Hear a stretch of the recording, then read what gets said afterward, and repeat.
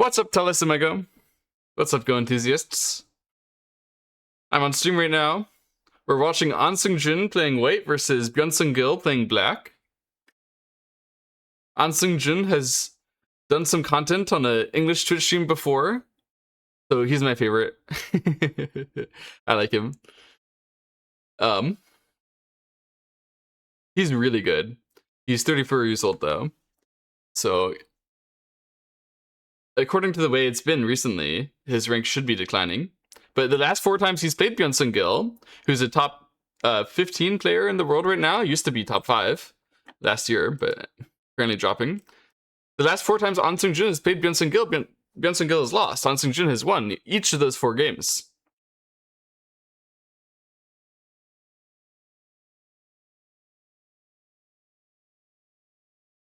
This game, when I judged it, we just came in on move 50. When I judged it, I thought white was doing well. Then we saw AI, and AI said it was even. The reason why I thought white was doing well here is because even though black has a lot of what looks like potential territory in the upper right, for example, that's a bit of a weak group. White has the jumps in. It's not that easy to take. And he has some territory in the upper left as well, but it's pretty small. White has a huge influence on this left side, and with this black group on the left side, it ought to be difficult for black to actually get in to reduce the white left side. Now, of course, there's the jump in that he has available, and black has some potential on the right side as well. Even though white is very strong there, black can be attacked. Black could also not be attacked and just take the right side. It's a balanced game. But to me, it seems like white has clear plans. Build the left, attack the bottom left group. Pretty easy to execute. I think even at their level, they would think that white is easier to handle than black. Now, at their level, they love handling the weak group. So, like, there's a bonus to playing black because they're 9-dan pro. But, Ahn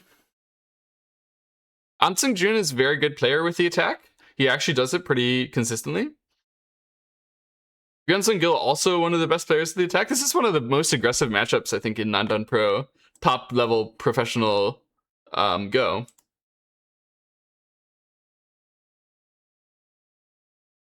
Both of these players are far more likely to attack and try to kill you than the other top pros of their level.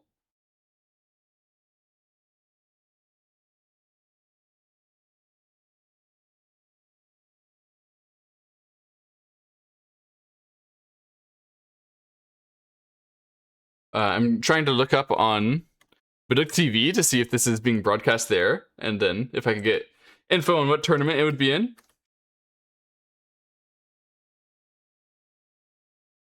It is being broadcast there. Let's see if I can get a translation. This is an early game by their standards. I think it's at the same time, though, that Shinjin So is going to play Katago in a couple of weeks, which is very exciting. Or actually, next week. Holy cow, it's a week from now. This is the Nongshim Qualifiers. Final qualifier Group B. So is this to decide who's going to become a Nongshim representative?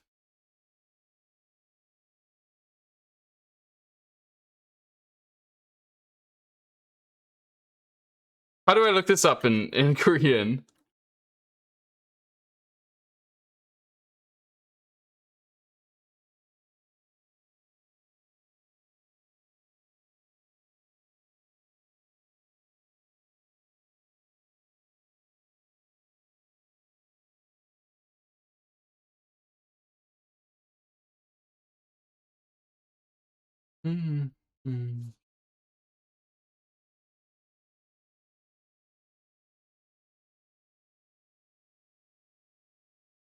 Wow, the last 3 have all been won by Korea. Kim Eun-ji lost earlier.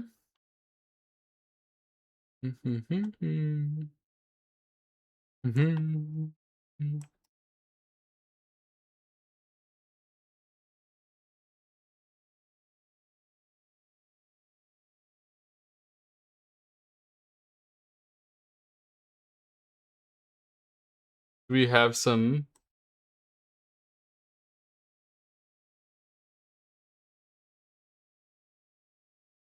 Oh, we have commentary on the last one. Oh, that's right. Japan was in the finals last time. I forgot about that.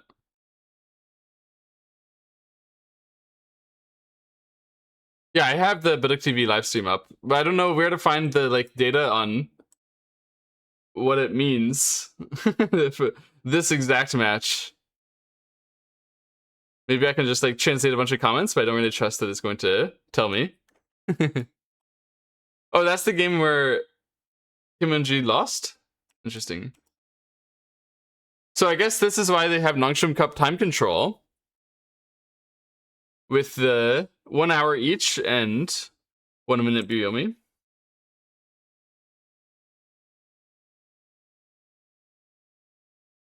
They both used about 10 to 20 minutes getting through the opening here. This jump, by the way, very normal. Very, very normal. And what I would expect, the most normal move from white here is the wedge. Then if black Ataris and connects, sort of normal, the white cut feels good for white, right? So I think black wouldn't do that. Black would play extend.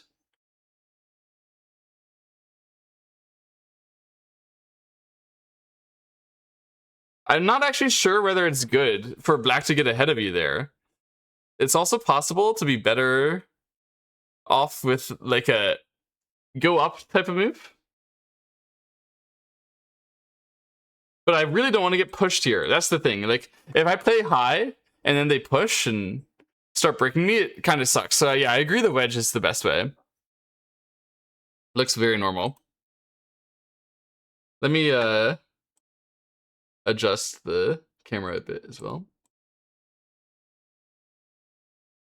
Okay, so we're gonna live commentate the Nongshim Cup qualifiers between Byun Sangil and Ahn Sungjoon. We are rooting for Ahn Sungjoon, even though Byun Sangil is clearly the better player and ought to represent Korea at the Nongshim Cup. I think in history. Ahn Sungjoon, maybe he's doing better recently. Maybe he's the better player now. Your historical achievements do not get you an invitation.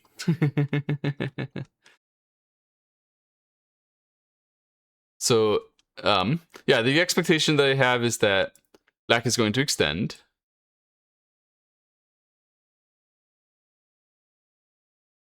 Baduk TV has also highlighted 2 other moves, the knight's move on the bottom side and the connect on the left side.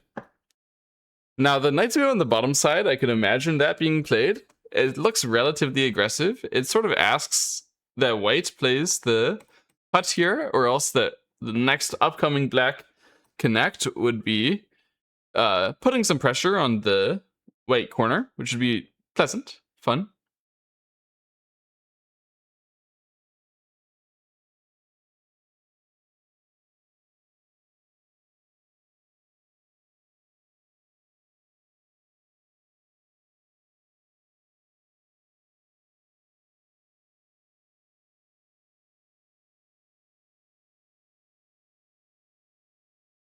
J15 is your instinct. What? Here?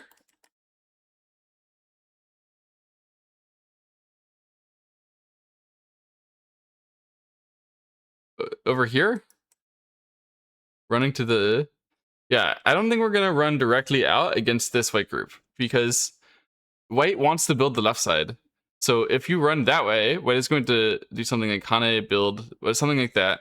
As you continue to run, this group will just save itself, and then white gets the value. So this one is aiming towards running towards the bottom side, but it still doesn't seem that good, doesn't it? Seem like white will still run this way and still gain.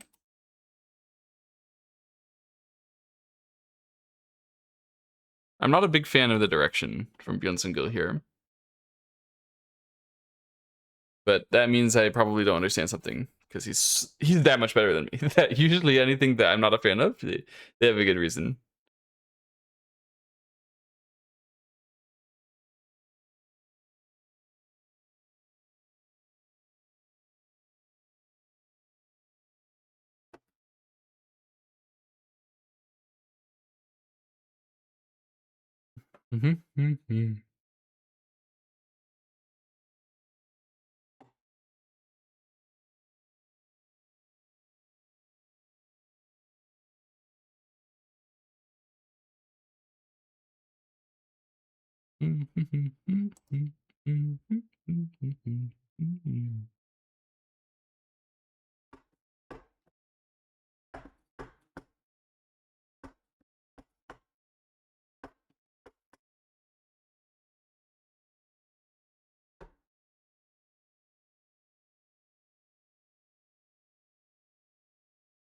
So the best thing I can come up with is that after white Hane, black is going to extend back, leaving the cut. It's a little awkward for white to figure out how to build from there, because if you just continue to push, black would Hane, slaps you over the cut. So they don't have to actually exchange this cutting move. And it just gives a lot of pressure that they will do that if you overstep yourself. So if you, for example, tried to Hane back, then the opponent would cut here. And it's so awkward. Are you just going to connect? Then black is going to extend here, I think. And you really can't kill that, so like what are we doing, right? It switches back to being black's control, probably.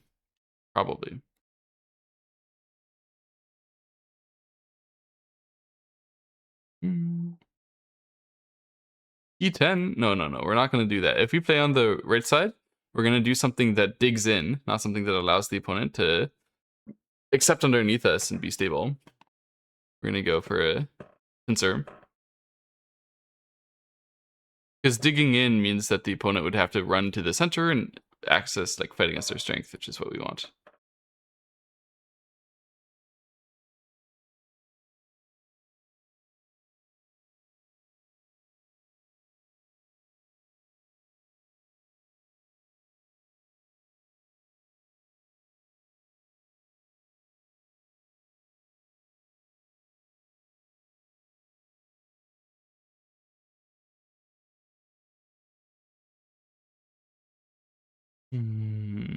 So I'm thinking after Hane extend, you can do something like Knight's move. Maybe I'm crazy, but to me that looks like it would solve the issue of like you don't want to fight this black by dodging, by pulling back. But no, it's got to be more like Hane, black extend, and you try to get out of there. I mean, you could do like Knight's move, but it doesn't seem right. It doesn't feel right. But I don't see what I would do against it if I were black.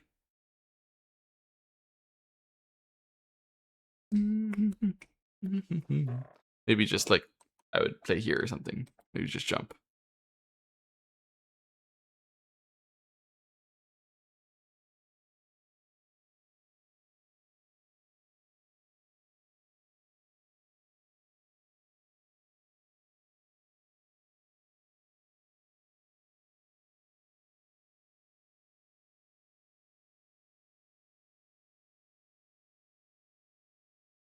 What if white f8 now? F8.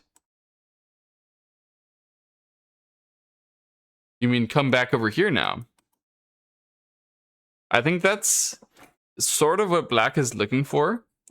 Like in general, the way that you do this as white, when you have a power advantage, you have a lot of thickness here, a lot of thickness there, and black has some weak groups throughout. You have a weak group as well, but and a weak group here, and maybe even here as well. But in general, white has a power advantage, right?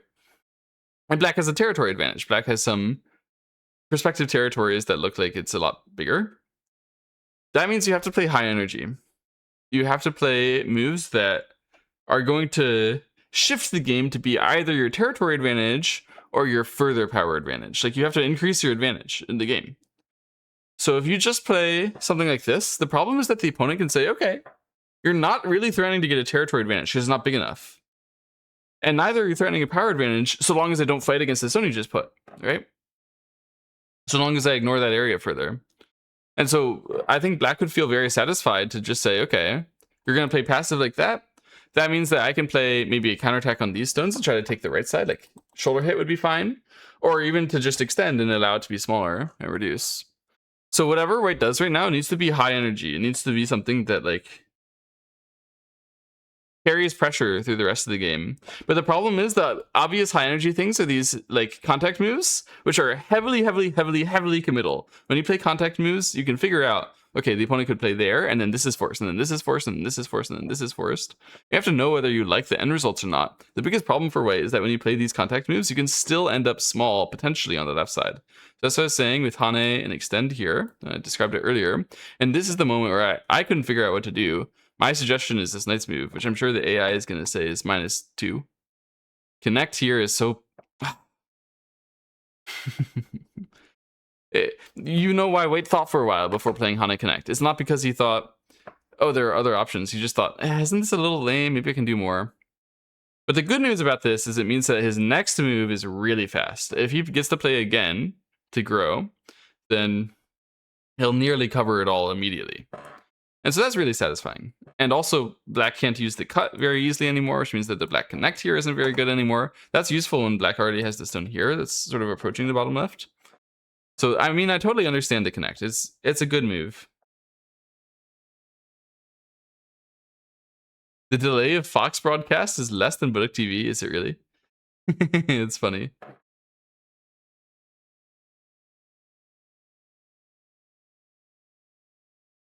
Mm-hmm.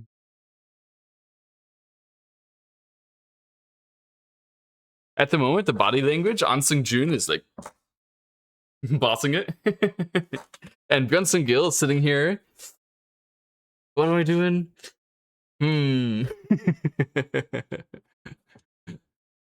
I think this is also correlated to their regular body language. Like, that's just how they are as Go players. That's what they're doing. But it's kind of funny.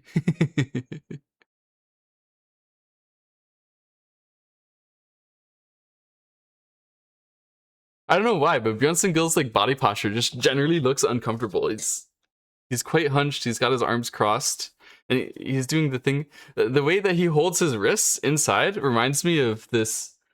Is it a GIF with the guy who's checking his watch, but he has his arm flayed out like this? He's checking his watch in the middle of a meadow. I don't know if you if I'm like carrying it properly. Like his arm is, his elbow is like actually higher than his head, and he's looking at his watch like. I don't know why I'm thinking of that, but it's just.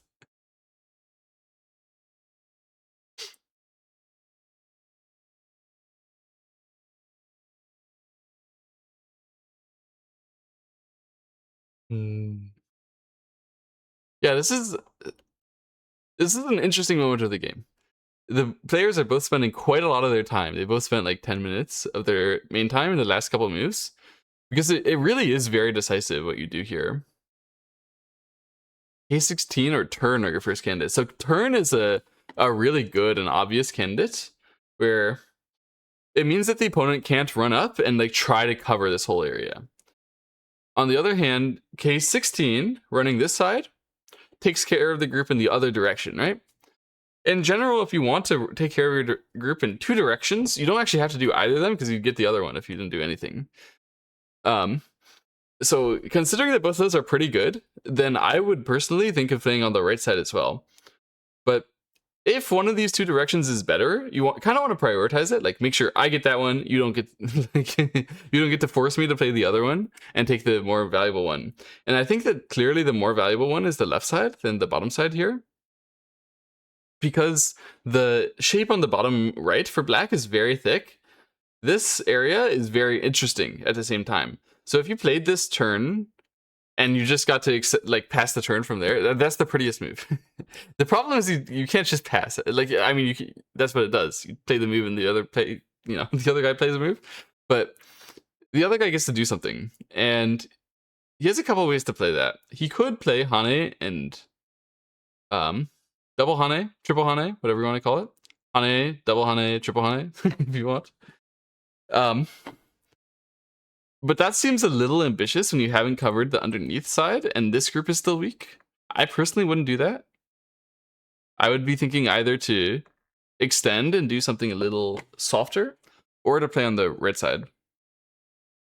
Honestly, it seems like whoever gets to play on the right side first, whoever gets to bite in here first, will really change the status of those three blackstones in the upper right. And meanwhile, this white group, because it connected, it's so strong. I think white might just invite black to go in to reduce it into the side here. If white never blocks here and black reduces the side, it's kind of good for white that black is spending so many moves next to white's perfect strength, right? That's actually pretty satisfying.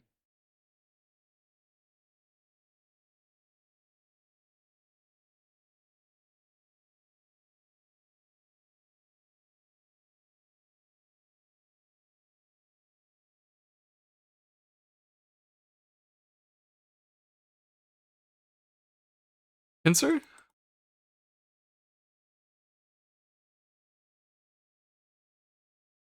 I don't know. Let's see what Bidic TV has to say. The Bidic TV is mousing over the pincer as well. I don't know if it's intentional. I don't know. Does anyone like speak enough Korean to understand what they're doing when the Bidic TV broadcast like switches over to? They have like a spare commentator who's as if they're like a solo streamer. Is this like another Korean professional who's also just like live streaming the match by herself and the the actual TV broadcast cuts to her because they're on break or something? Like I don't know why. Is that it's normally broadcast on TV, right? But if they go to a TV ad break, they need something else to happen on the YouTube broadcast. So it's probably this like that's her job is to carry the ad break for YouTube. That's why she's allowed to behave like a streamer. I don't really know what it's all about. Anyway, they're suggesting a couple moves for black here. Suggesting the move on the right side, suggesting the move at K16 here. And also the turn and the knight's move on the left side. Oh yeah, it's not white's turn, so white doesn't get to pincer here. That's no wonder why I thought pincer here was so strong. I forgot whose turn it was. But yeah, if I were black, I want to cover that. I think I would play. Yeah, I would play the wide cover. I'd play the shoulder hit here. Byun Sangil chooses the knight's move on the left side. So this is interesting because I thought that the turn on the left side wasn't really going to get punished by any particular contact fighting. And the knight's move is like when you dodge away from the contact fighting. This is a slightly slower move than the turn most of the time. However, in this case, white is so thick that it actually might be that you get nothing by having the threat to like Hane next. That isn't actually a very useful movement compared to normal movement. So maybe this one is actually faster in this case. Wow. This does seem like a small improvement over the turn. That's impressive. Excuse me. If white chooses to push and cut here, I believe black just gives up the 2 stones and is super satisfied. There's nothing happening there. Let's see whether Big TV agrees. Apparently AI agrees with the earlier comment of P10. I mean, definitely we should do something over here, but P10 itself is odd. So in this case, when black accepts on the right side, it's more acceptable because black built up a lot of thickness here, and we're happy to just press black now, as long as we get thickness here. Since we are getting to be in trouble with these, and black is like threatening to build it all, it's not that bad. You know what's really happening there is that if you played the pincer, you would get counterattacked. And because this is actually not that big of an area, your counterattack is not good enough. Like the bottom side is bigger.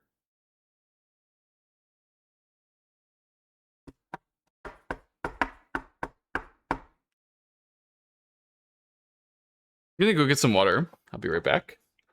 Definitely wait, we'll spend some time thinking. This is not easy.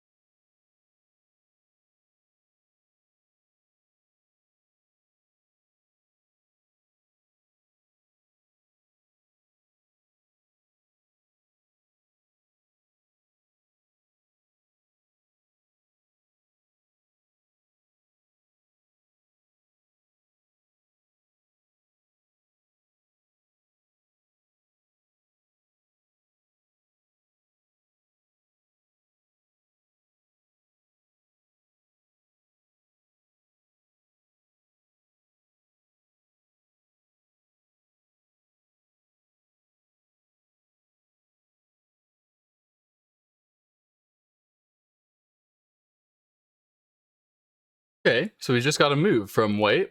He's taking care of the group targeting the black weakness because he couldn't ever cut because these stones weren't that important. It makes sense to put pressure on from the outside.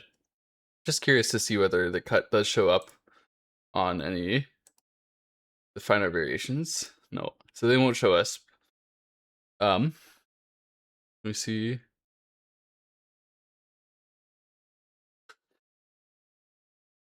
Okay, funny. I'm clicking on the other buttons to see whether it'll tell me something. You can see some graph here. Oh, I don't know how to show it to you. Anyway, they have a graph describing where the win rate was after each move and mistake. So they're saying this was the one mistake of the game so far where black really decreased his win rate by jumping here, which I said was super normal. This is what I would have done too. As you just saw in my game. Oh, I guess Telly Smango didn't see, but live stream viewers saw me failing to do something like this, where, yeah, in my game I was actually even more heavy. Maybe the AI is suggesting that he be more heavy. Yeah, it is.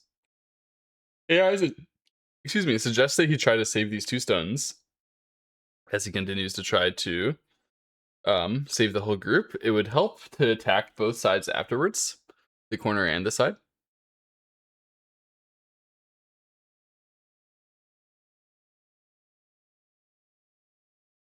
Anyway, this one definitely deserves a response. When is a good timing for wedge? I only know basics. When is a good timing for wedge?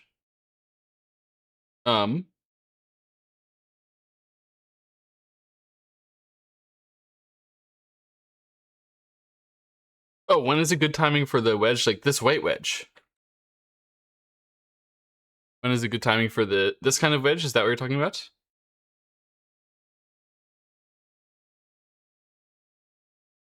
The black wedge.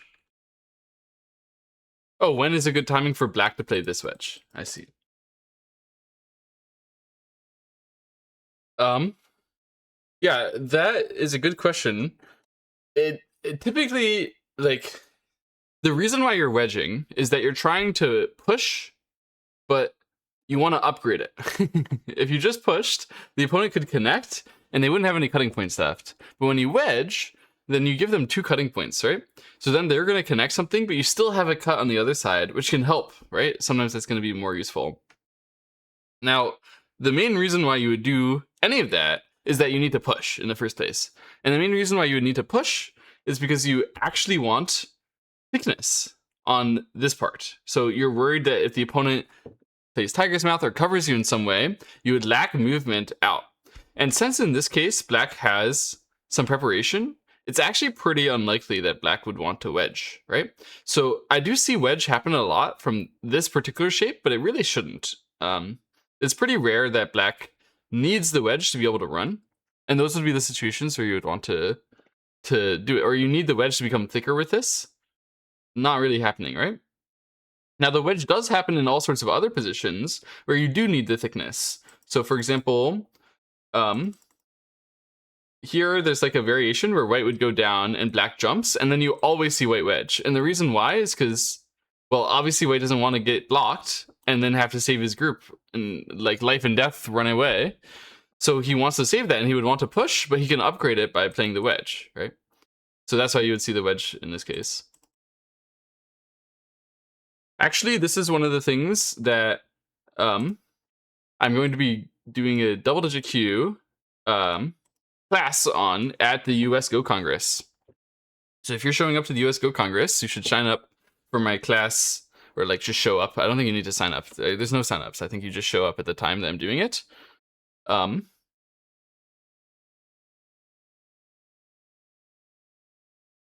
Yeah, that will be on stuff like this. Stuff like, it will be on 2-sided shapes. So show up for the 2-sided shapes lecture or class or whatever it's going to be called at the US Go Congress, and it's going to be really interesting. Hopefully very educational. You won't be there? I'll try to get it recorded. If I can get it recorded, like a video recording, I will post it on YouTube. I think that would be cool.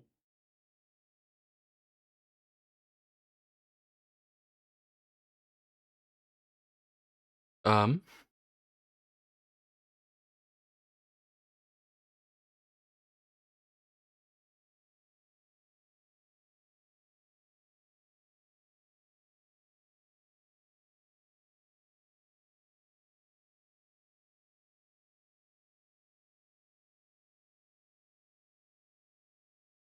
can black clamp the white stone? Um, I don't think so. So certainly white is putting pressure on this black cutting point. I was distracted trying to yeah, start creating the I have it all in my head, but I don't have it on the SEF. What I want to do, I should create that SEF and have it all planned. Um,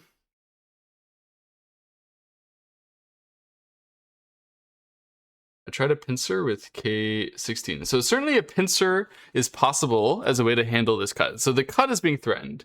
The obvious way to fix it is to play a turn, right? But everybody knows why that turn isn't good. You weren't moving anywhere. You just played the knight's move to skip turning, and now we're just gonna come back and turn anyway. Boo, right? I think we can do better. I think we can play higher energy. Now that black has, what looks like a lot of influence, black is the one who wants to play higher energy. And so that's why, K16, clan, I understand what you're talking about, putting pressure to counterattack. The problem is when you do these counterattacks, it's not just good enough to force the opponent to answer. It has to also be good, right? So if you played immediately like attach something like this, it's easy to imagine that white could accept on the bottom side, and then you make some exchanges, and it's like I didn't have to answer to the cut, but white ends up taking a position on the bottom side and saving themselves. And similarly, if you played too low on the bottom side, then white might just save it. You still have to fix it, and then the bottom side isn't a very efficient shape. So I really like his knight's move here. This is the kind of outside of attacking that you guys are thinking of. But the premise that black has is that he's actually going to get a good position at the end of it. When white responds to all of his threats, he's going to try to have a very large territory, like the largest possible territory, or some cuts, right? Some real counterattacks. So white isn't going to go along with that plan. White very quickly plays this knight's move, which makes a lot of sense. I don't think there's a good reason to do anything but knight's move, where you're just, trying to gesture at saving that one stone without killing your own shape.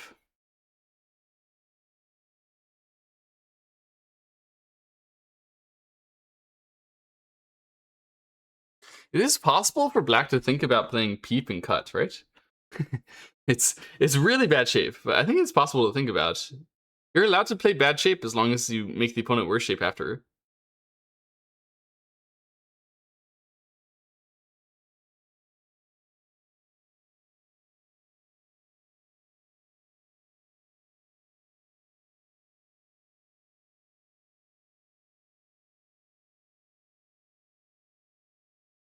You want to attach cut. So the problem with attach is that the opponent is going to extend down. And then when you try to continue to push and break through, I think you will actually have to answer to the left side cut in short order, and then you won't have time to follow up. Yeah? Oh, you want to attach here instead, not the outside cut.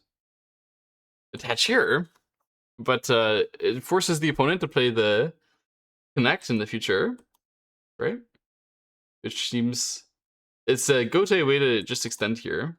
I don't really like it because the shape over here is very awkward. White will extend. You have to spend a lot of moves over here, and the opponent will be aiming at all your cuts on the bottom side, aiming at all your counterattacks. Seems like it's too thin of a shape for black.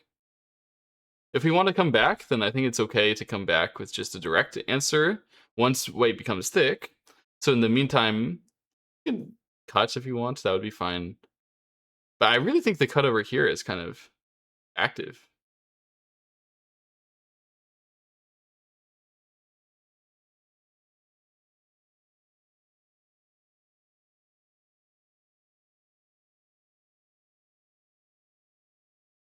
I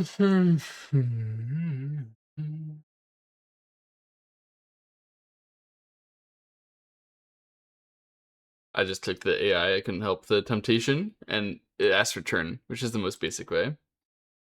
Yeah. Book TV is saying you could turn, or you could cut, or you could cap if you wanted to be that kind of counter aggressive, then cap is the way that they want, which is a way.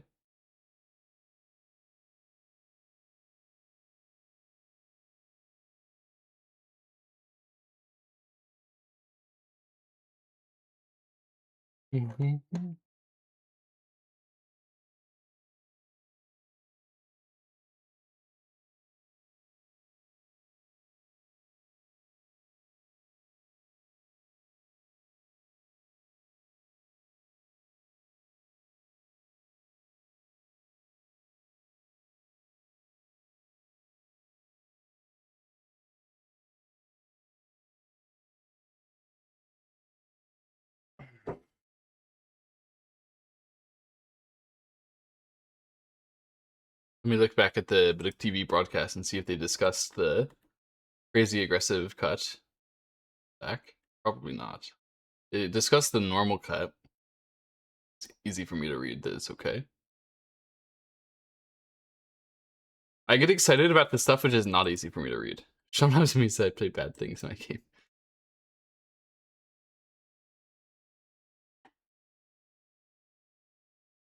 Oh, I can't ask. Ah.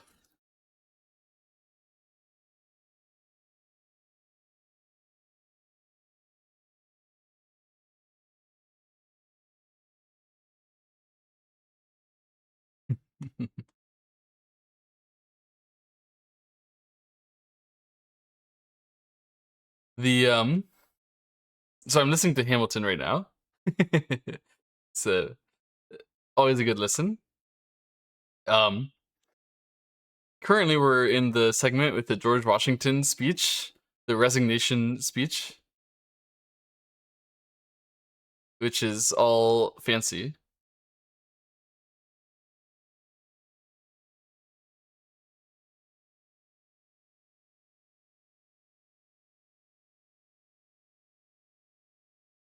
Yeah, they just played this whole sequence out quite quickly. White was already decided about what he was going to do when Black does this pushing cut. It's so obvious that White can't do anything aggressive. So, yeah, it makes perfect sense that White had the plan to sacrifice and was like already thinking what he was going to do. This move on the right side is the most basic move. It's very good because it puts pressure on the attach on the right side. Anyway, the George Washington speech is like lots of complex words, right? It reminds me a bit of how oration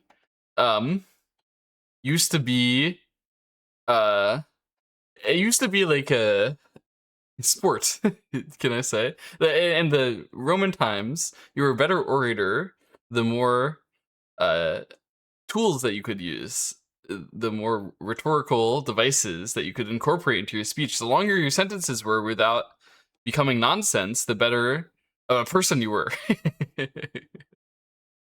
That's how it was back in the days of the original orators, the great orators.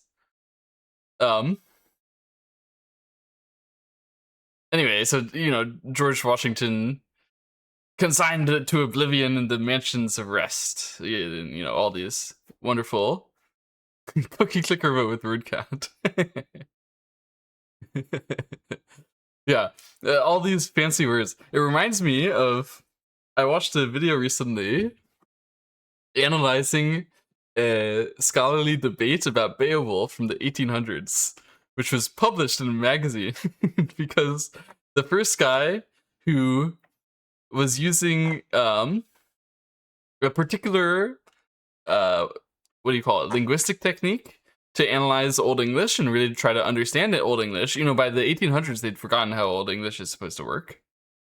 And it wasn't really often studied because they just thought that the Old English people were barbarians and they couldn't possibly have had an interesting language. So they didn't study it for a long time.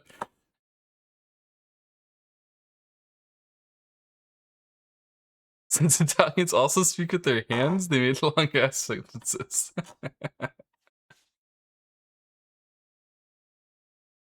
Anyway, that particular exchange was like amusing because the guy had learned from the German and Dutch schools about some linguistic, basically research technique, which allowed them to understand Old English better. And he'd been using it to study Old English and learn a lot of the like dictionary, and he had posted his own Beowulf translation, which hadn't really caught on, and it seemed like he was really, really bitter about it. So he was posting a book review in a public like magazine, normal like sort of as similar to modern day research magazine, but for, you know, all these scholarly things. And so he was giving a foreword to his book review of his friend's book on a pretty much unrelated subject. And in the foreword, he flames Oxford University really, really, really hard. But all like subtweeting. Like he used a whole bunch of these, formal, fancy words that are so obscure they don't even exist anymore in modern English, even though it's in the 1840s, 1850s. He was still using words that don't, would phase out of existence entirely, so that we don't even know them and acknowledge them as modern English words anymore. And this is all used for the purpose of subtweeting Oxford, basically, and saying, you Oxford guys, your Beowulf translation sucks. It's horrible. It has all these mistakes. And then the Oxford guys start anonymously writing back in the journal and posting other like magazine posts. It's as if it was like a Twitter war or something, but happening entirely by people who believe that using more Latin words makes you cooler, and that if you can just make it subtextual enough, it becomes less cringe. That's what seemed to be what they were going by, like the rule they were going by. Anyway, it was a really funny video, just going through these scholars' remarks, and then eventually the original guy, who was really rude, did actually demonstrate that, the Oxford Beowulf translation was garbage. It didn't actually, work in any good ways, and that his technique was good, but it was so like rudely done. It took them years to actually incorporate and advance in study. Very funny, in my opinion. Also, it's very funny that they're doing all this about Beowulf, which these days has a sort of like classical renown, the book, but if you actually read it, it's an isekai story. It's like it's actually like a trash anime that was just written in the form of a poem around 1,000 years old, 1,000 years AD. If they could have written it in some kind of anime or manga style, they would have totally done that. Oxford is in England, right? So it's just trashing his previous countrymen. Yeah, and his current countrymen, right? Like, he's just trashing the Oxford, and he was like subtweeting saying Cambridge is way better. So I don't think he was exactly trashing all of Britain, but mostly just Oxford. He was saying Oxford exactly sucks. But TV recommended N13 seems so hard to play this way. Yeah, so N13 is actually a really easy move to play. Yeah, once you see it, but also like this is the first move that's going to come to mind to someone of like Ahn Sungjoon, someone that good. It's such an obvious thing to do to protect. However, it's so obvious that you're like, maybe I can do more. Yeah, you were talking a little bit about the game while I was ranting about Beowulf scholars of the 19th century.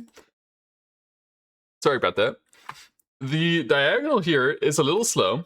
It's more commonly done as the attach after you play here, but, excuse me, black had become slightly thicker over here, like a lot of emphasis on the right side. So white said, you know what, it's actually fine if I exchange this. This is an intentional exchange by white, because this stone is now a little lost, like it doesn't have a great relation to the corner. Black couldn't really do much to fix that. Black R16 is definitely the best move. Black should be satisfied that he got a lot of territory. Like, this is a gift of territory to Black in the corner. However, he's a bit unsatisfied that these stones became a bit weaker in response. And so White's trying to cover his cutting points, his own weaknesses, as he puts pressure back on these stones. And Black said, you know what? If I just answered, sort of same way, I could play a nice move, or not a nice move, a diagonal. But that would clearly be slow, and I'd be losing control of the game because White could continue to press, continue to cover the cuts. So any defensive move, White would be able to stop me from ever accessing these cuts. This is my one chance. That's what Black says. This is my one chance. I can go. And if you really go and try to fight me, I can countercut you. I can attack these stones, attack those stones. You're too thin in this area. That's why AI is saying just get thicker, let it happen. But it's a bit dissatisfying from White. White's like, I could play there and just accept that you did this and it was good and great and move on. But what if, what if this is not really what you deserved? What if I was supposed to be thicker here? Because I already sacrificed my stone on the left. I can't attack your left side group anymore. Surely I deserve more. That's probably what White is thinking. Surely I deserve more. Surely I can get more. And so he might try to do some crazy cut, even though he is a little thin here, and he might get himself in trouble. But if he's going to do that kind of thing, he has to think about it really hard. That's why we're seeing a hesitation here. He's thinking, can I commit? Can I commit? Let me see what would happen if I go like that. It's all well, if I do this precise cut, then he could do this precise countercut, that countercut, that countercut. These things are the types of things which I cannot read at their level. It's so difficult because you have to involve the trades. The problem, I can do it when it's just a straightforward, I can do this, you do that, yada, yada, yada. And here's the result. But the problem is you have to judge trades every move. What if I give up this? What if you give up that? What if I give up this? What if you give up that? And it can actually make sense every move because the value is always changing throughout this. Oh, White plays the defensive move here instead of the straight diagonal. This one is a little thinner to this area, but a little thicker on the bottom side. So what he means when he plays here is, I would really like to push down. If I push down, then I can put pressure in your corner in the future using this one and the Shortage of Liberty against your 2 stones, right? And so you kind of want to block, right? Like you want to turn to stop me from pushing down, don't you? But if Black does that, then White's thickness here already should allow him to be able to attack pretty strongly on the right side. So it's a little difficult for Black. The move from White here is clearly saying, answer, like fix your problems. You do have shape problems. This move, this 2 space is in itself also somewhat weak, right? And when you answer, and I can block here and save my own group by breaking a lot of extra territory, getting a territory advantage. I like it. I do like the White move in the thickness a little more. It's easy, comfortable. But yeah, this one's good. Black peeps first. So this is the type of move which you would think reduces Black's Aji, right? You would think, okay, this means that the turn is less good. But what it really does is it makes White heavier with the bottom side, makes this cut much stronger as well. Because White really wouldn't necessarily save that 1 stone. Yeah, and this White is thin. This White is very thin. Yeah, I need to connect.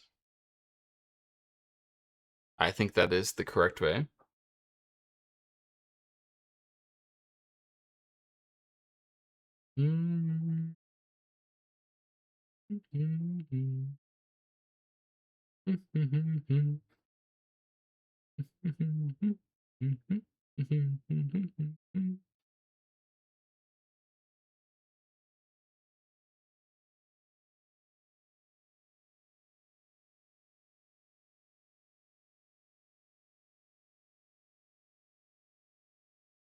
I haven't really talked to anyone in a long time who used very fancy vocabulary. I did used to talk to a couple people like that in college. And even I had a professor of philosophy as a student once, as a Go student. And and I always had to look up some words in the dictionary when I tried to give him a lesson. The commentators recommended L14 instead of connect, so they're very similar. I like this one better.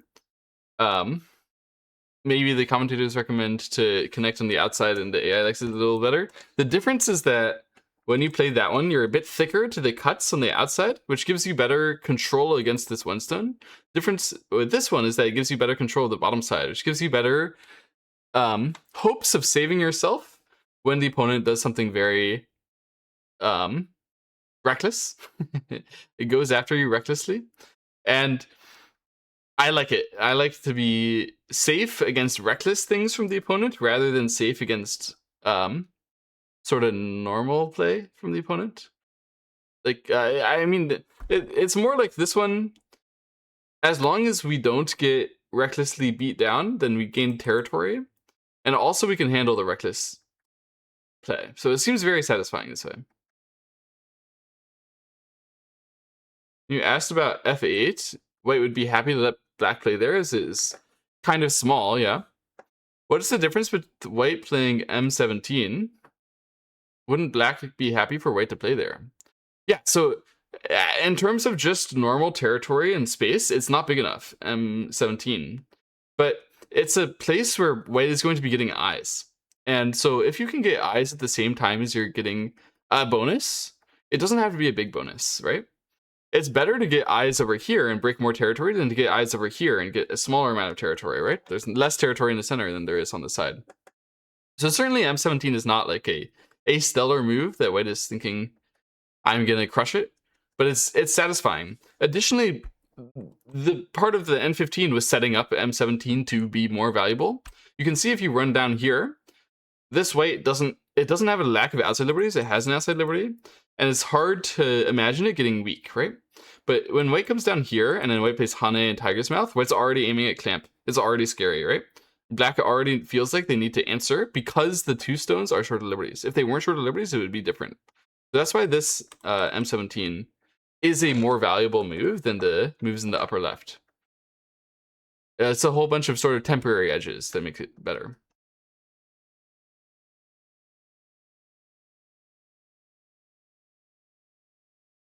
You were thinking of this move instead of the peep. So yeah, this move before peeping, you're aiming at the cut over here. But I think black liked the fact that he could cut on the left side more. So if I play here,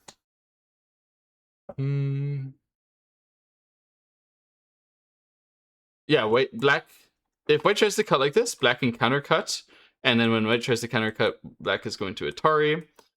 Probably Atari again, Atari again, Atari again. Maybe you'd Atari here first. You know what? You would Atari here first. Why not? Atari here first, and then Atari, and then cover.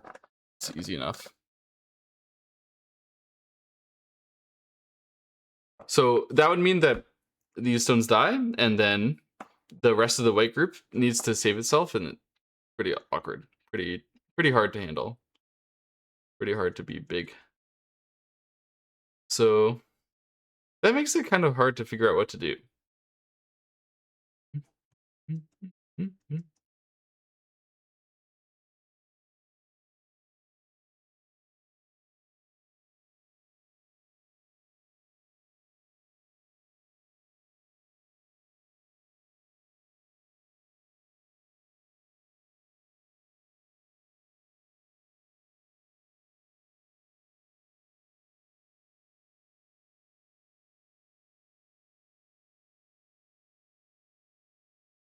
Yeah, I'm not exactly sure what I would do if I were white here.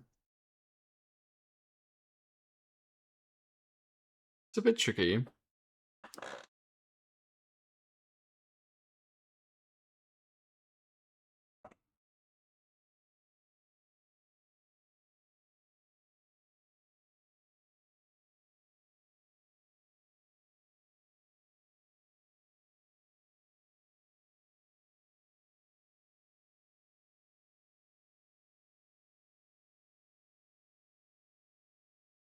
This is tricky. This is really tricky. This kind of peep is the kind of thing, or like pressure, is the kind of thing which I like to do as black, and I hate getting done to me as white. Actually, I did just this and won my game earlier today, right? You remember, I did a peep like this on the left side, and then I did that, and then I attached, and then I wedged, and then the opponent was broken, and then I won the game. Like, won the game on the spot, basically, for me. It's so hard to hold all weaknesses at once. Yeah, you really want to get away with one of these cuts, I agree. You want to do one of these, and you want to try to have the full squeeze be good, but you just can't get on top of everything. So it would end up having to be some kind of trade where you can get power back against this kind of white, against this kind of black peep thing.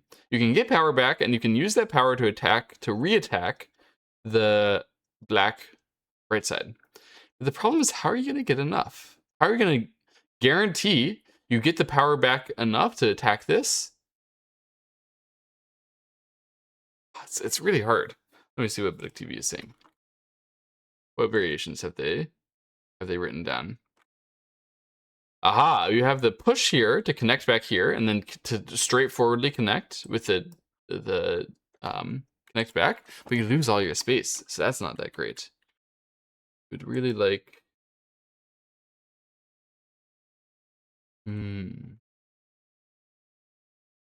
They have a cutting variation, and their cutting variation. What are they doing? What? Whoa. They have a nutty crazy cutting variation. Their cutting variation works, but it's way complicated compared to mine. And so that would have been really bad for black. So white might actually get tricked if he reads like me and doesn't read like Blick TV. Because my way was not that bad. Or sorry, white might get tricked. My way was not that bad. White might go for it. It was slightly bad. And then the way that Blick TV showed is blindingly bad. White would lose on the spot. So they're suggesting white attach, counterattach here first. This attach is a reasonable way to try to do it. Because the attach here is yeah, what it does is it makes the counterattack first, right?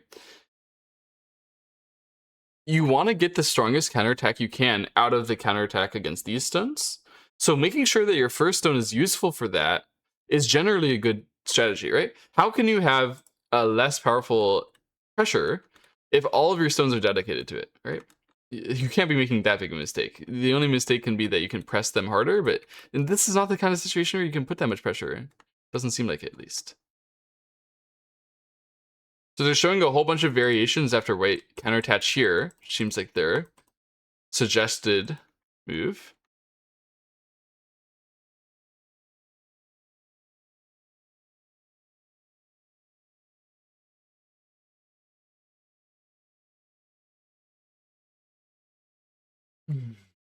I'm gonna have to get more water in a moment.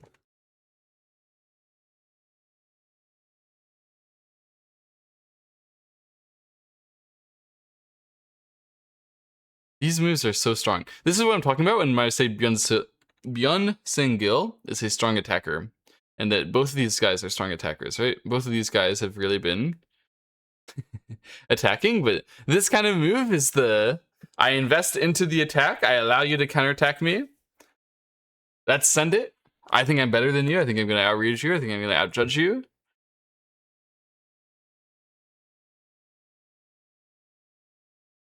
Basically, it's just pressure on white, right? Like it doesn't have to be that psychologically aggressive if you believe it to be genuinely good.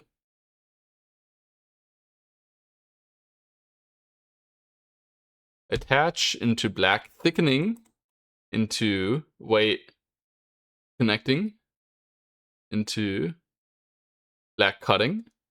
Looks good for you if black can live this part. Yeah, but that's a if. White would jump, and it's really not that easy to just be like, oh, I'll just live the group, right? But there is another cut coming over here. Yeah, certainly if you attach and the opponent connects, like that's the normal way where they're trying to put a lot of pressure. Ah, it's difficult.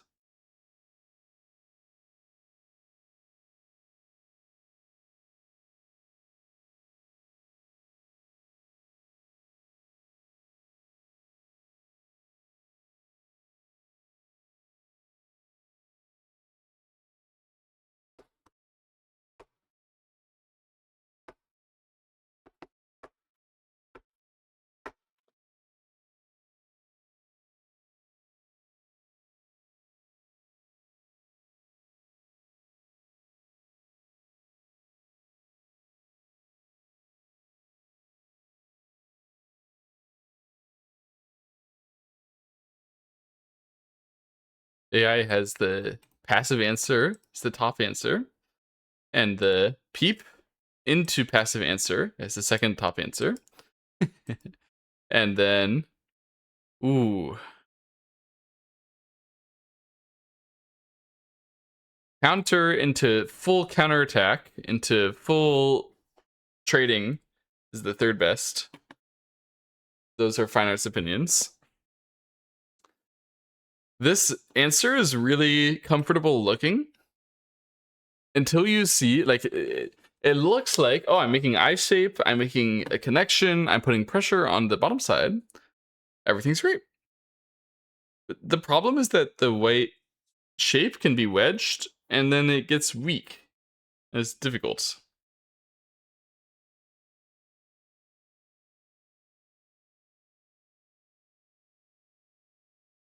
Hmm.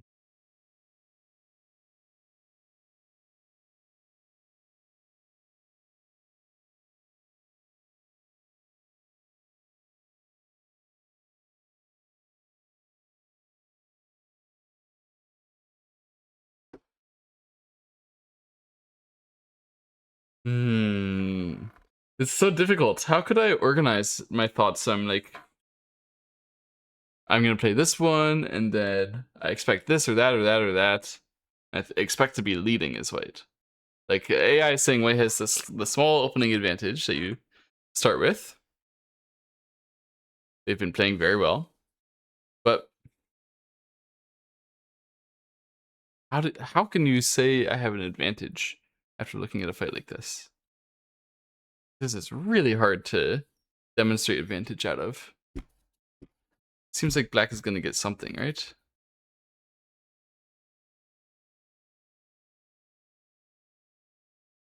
Ooh.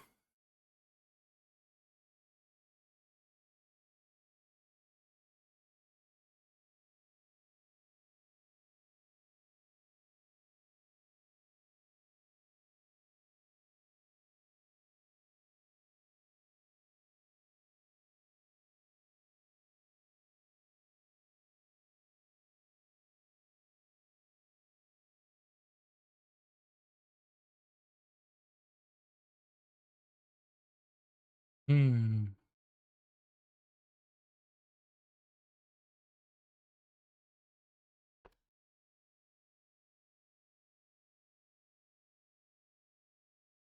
So this was the first variation that Billick TV was showing, where if black answers, white is going to connect. Everything will be connected. And white is trying to demonstrate that the reckless play can be countered with the future block on the bottom side, and the future eyes on the right side, eyes in the center, eyes on the bottom side. There's many sources of eyes, so after white connects, there should indeed be some resources. The problem is I think black is pretty satisfied to accept, to capture the white pressure, right? So although certainly we're not dying, tough to keep it going, right? I guess we're just gonna take care of ourselves. But it's like, it's not like black has a huge advantage in territory, but it seems like black has a bunch of points, right? And on the other hand, if white doesn't manage to make something out of this fight, where white is the one who's like getting more points, what is white gonna get? Points here? Like, I guess the cut in the future is quite satisfying. So white really has more expected points in the bottom left than I've been counting.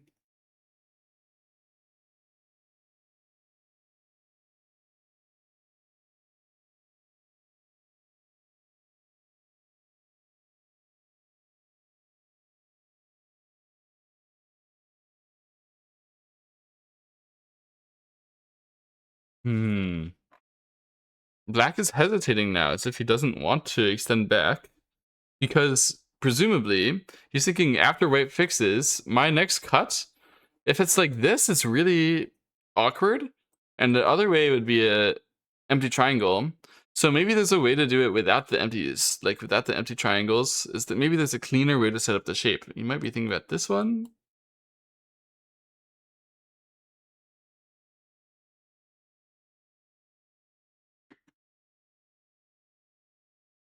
Hmm. Difficult. Difficult. Big TV, help. What are they talking about?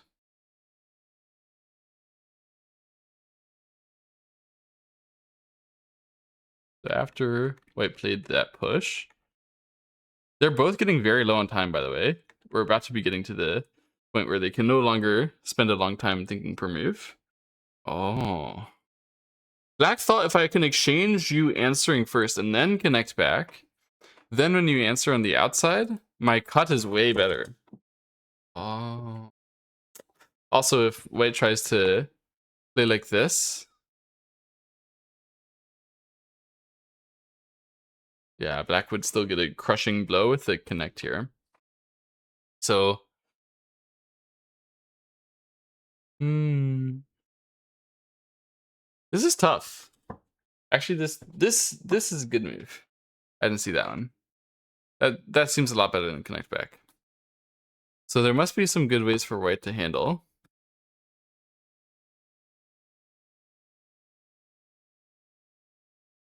Oh, excuse me.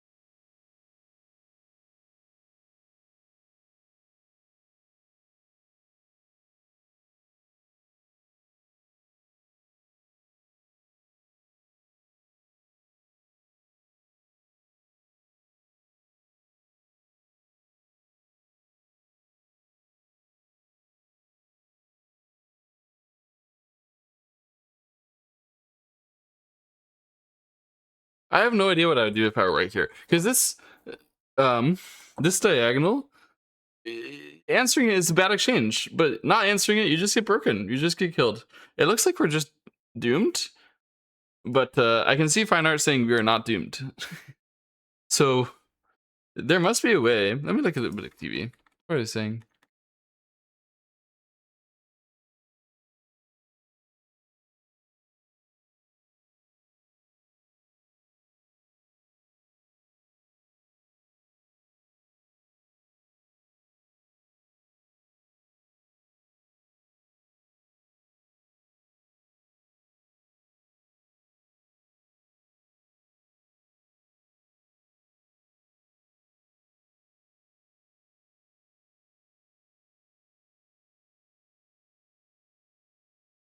Yeah, they were just showing this. So this seems like the way that it needs to go for White to not be dead, to not be broken, to not be lost. Oh, but it's saying good for Black, the Fine Art judge. Oh, it feels wrong if you haven't looked at all the alternatives and seen how they feel wrong too. I mean, I must be missing something, I guess, that was better. Let's see. AI says.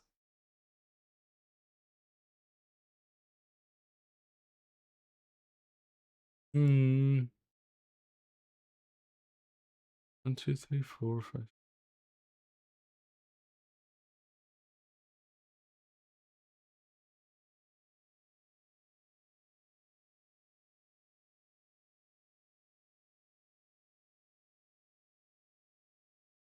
Hmm.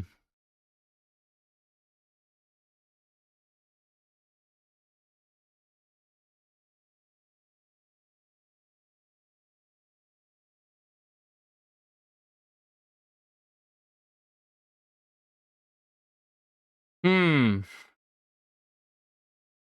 So the better way, let me see if I can understand this.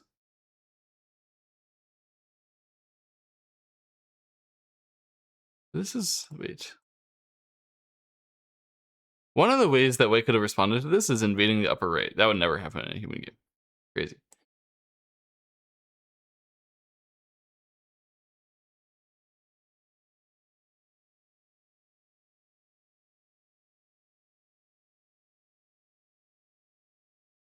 One of the ways was to accept. Just don't get it. To accept and then to just allow black to capture the wide stones. It doesn't seem right. It doesn't seem right. But that was better, apparently. Because there was some Aji still remaining, you could put pressure from the outside, you could save your group pretty well, you could capture the left, get some territory there, you could try to collect points. Collect coins by dying with the 2 stones, and then using the fact that you have outside Aji to make yourself healthier. This way there's still outside Aji against the 1 stone now instead of 2 stones. But the difference is that it's black's turn. Like, white has way better resources, but it's black's turn. Black gets to do something now. Black has only 1 move to become leading. And not that easy to see a 1 move, obvious, like, forced move here for me. I don't think I would find it. It's like, this is the moment. Black needs, there's only 1. So I was thinking maybe jump or extend. And it's possible that it's jump, because jump is probably the better of this. But there's only 1 move that black can take now to be leading. And if it could be jump or extend like that, like sort of casually, I don't think it would be like that. It's possible it's jump. It's possible it's jump, but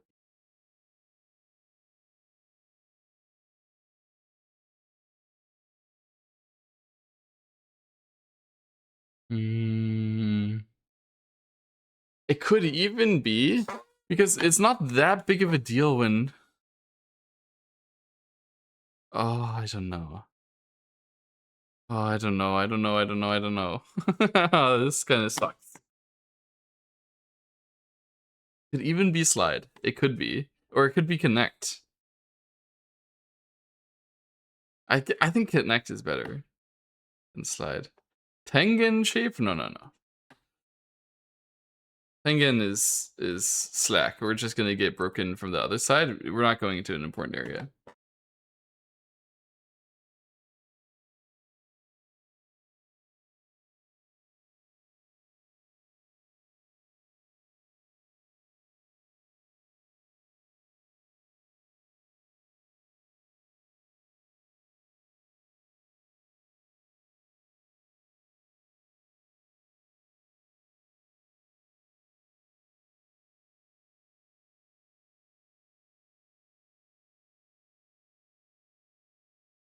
Slide is not as nice as it looks, probably.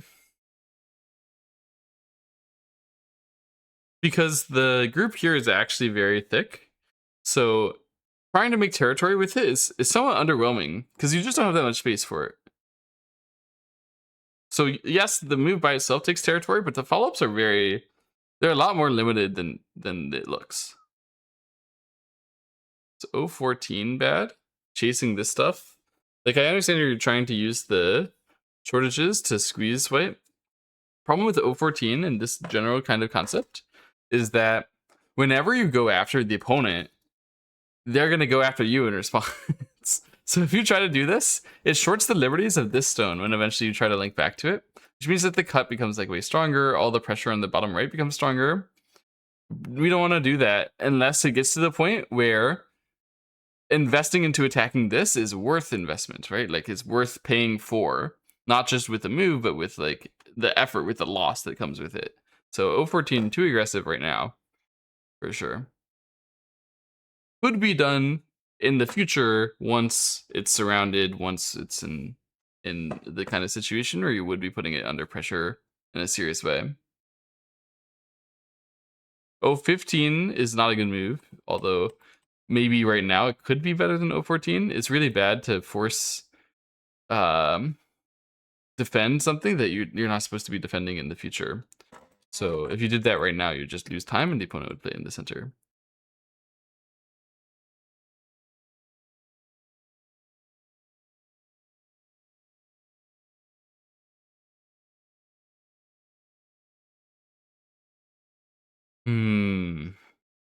I'm gonna check Buduk TV, see if they're yapping about the the one move to take advantage here.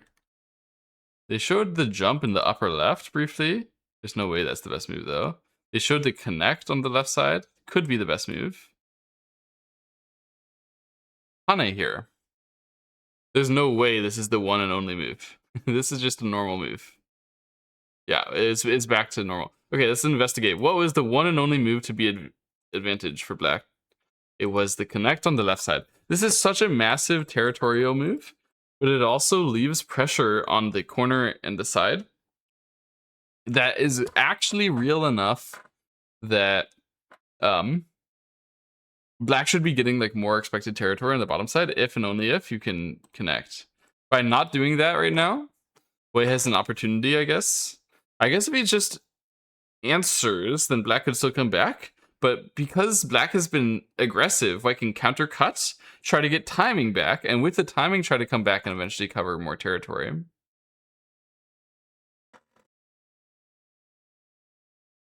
So the reason why, originally speaking, this response to the black cut was bad is because you lost time and black can connect here, which is the one last big move. White can't easily match that. After that, white would be doing something like Hane here. That's what black is trying to prevent. The reason why black played the Hane in the game is so that if he connected and white Haned here, he'd have to handle this. He doesn't have to handle that in the game. He's trying to skip that difficulty. But in skipping that difficulty, he gives himself a heavy group to take care of. Yeah, it's hard. This overcommitting is a good word for it from the chat. It's hard to hold on to these stones. And that difficulty means that white gets to decide a lot of direction now.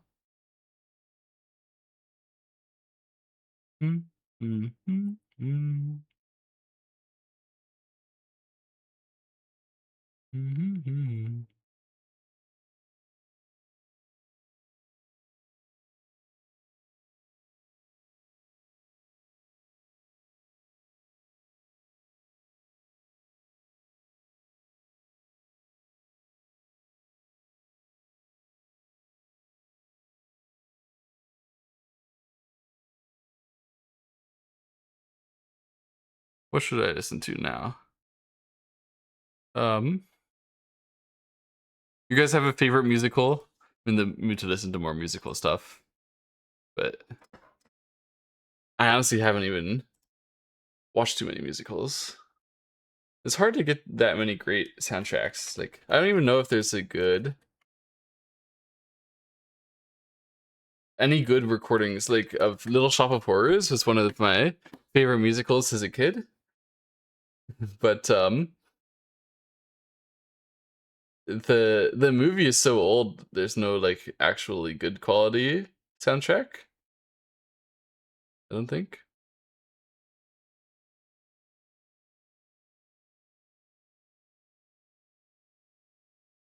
Chess the musical. Is there a musical called Chess?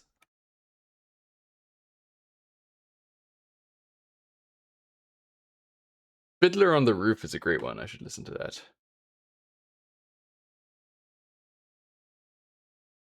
Chess is a 1986 musical.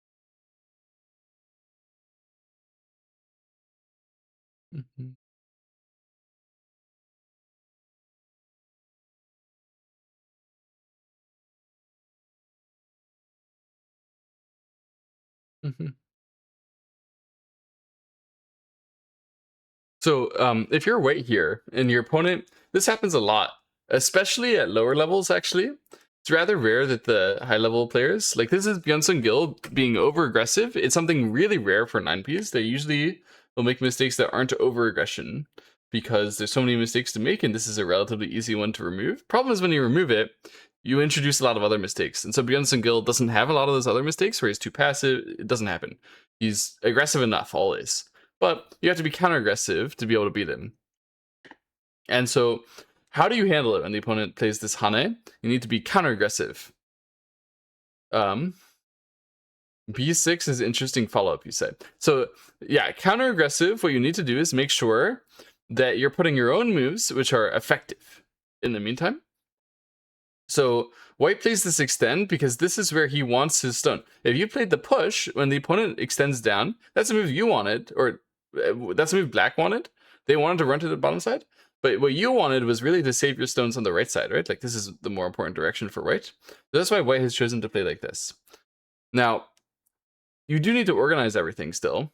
So it's not this easy. You need to make sure you have an overall game plan.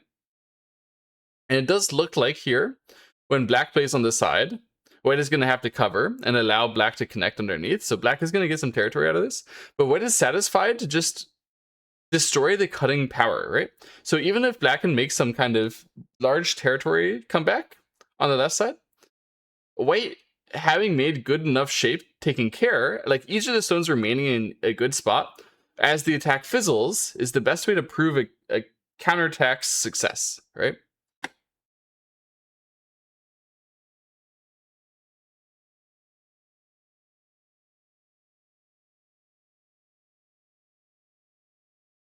So here, hmm,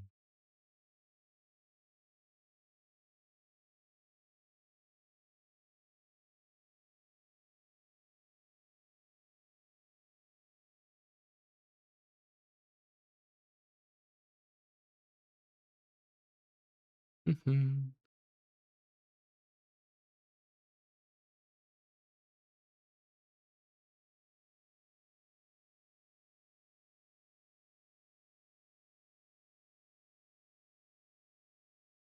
Mhm.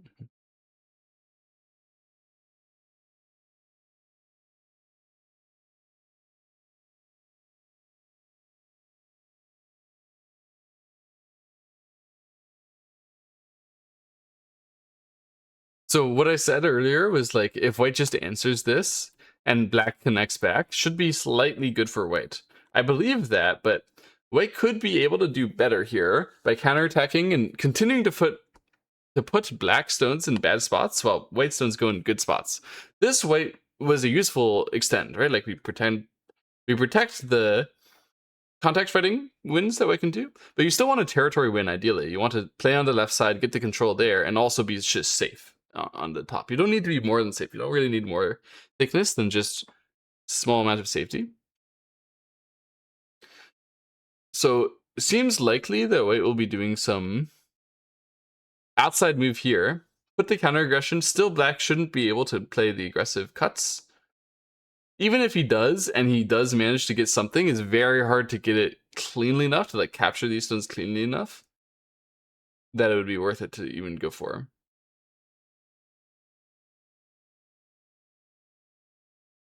Hmm.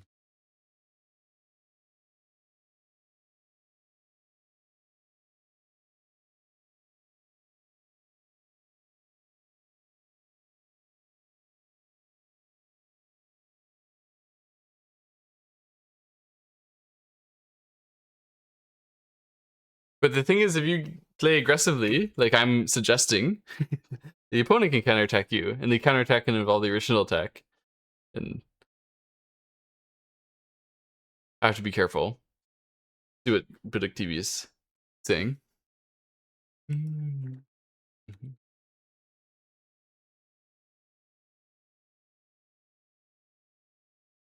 Yeah, they're thinking about what happens when white like goes down on the left side. When they cut, when they fight. Yeah. It's tough. It's really tough to stay secure. White, by the way, is down to his last 10 seconds of main time. So this is my last chance to get a water break. Let me go and get some water.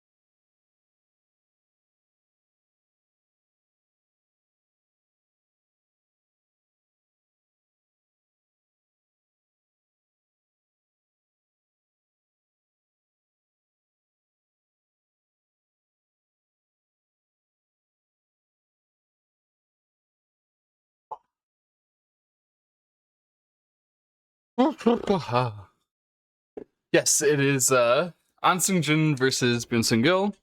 It's a live game. This determines, or possibly determines, who's going to be representing Korea in the Nongshim Cup.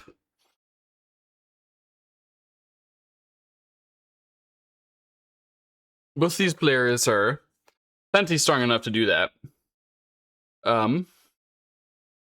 Actually, I'm kind of curious. Who is the current... According to GoRatings.org, the 5 players who should represent Korea are Shin Jin-so, Park Seung-won, Shin Min-jin, Byun Sangil, and Kang Dong-yoon. And Ahn Sungjoon here, he should be up here. Where is he? He's currently ranked at like 12th strongest Korean. Still very, very high, of course.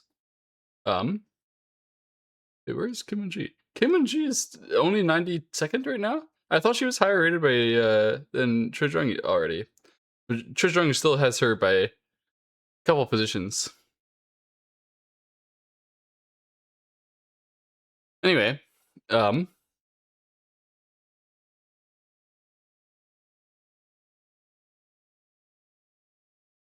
she was like 60 before, but has been losing recently. Oh dear.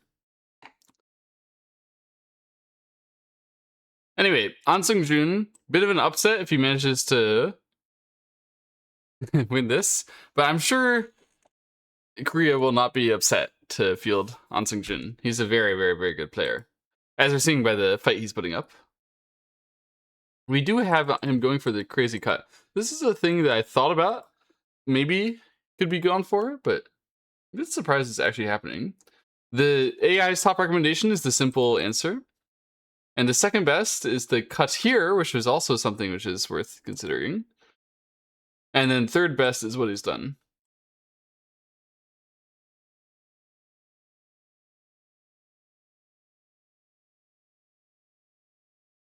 So, what should Black do now?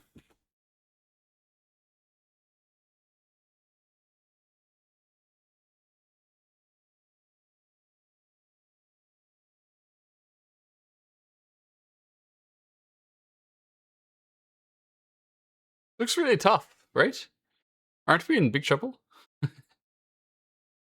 Wait, how are we not in big trouble? There must be a good way to resolve this. This is looking like if I were playing Black, I would lose.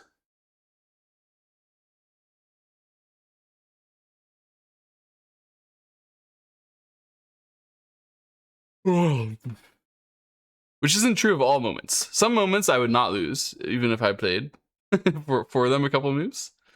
But this is the kind of moment which is like a little tricky to organize. Oh, but you have a counterattack there. Ooh. Maybe it is good. Hang on. There.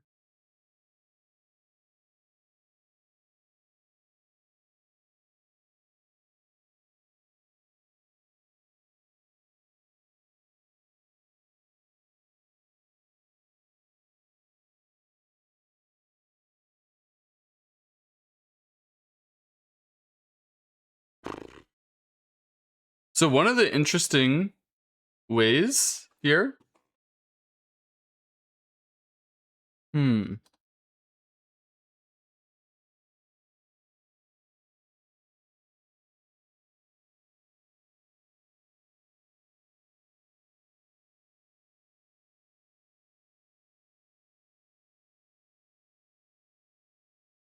Okay, so one obvious way for Black to think about reading is to Atari down, block here. White turns, then Atari here. And then premise is if White extend here is met by Black turn like this, White would have to come back after the stone's here.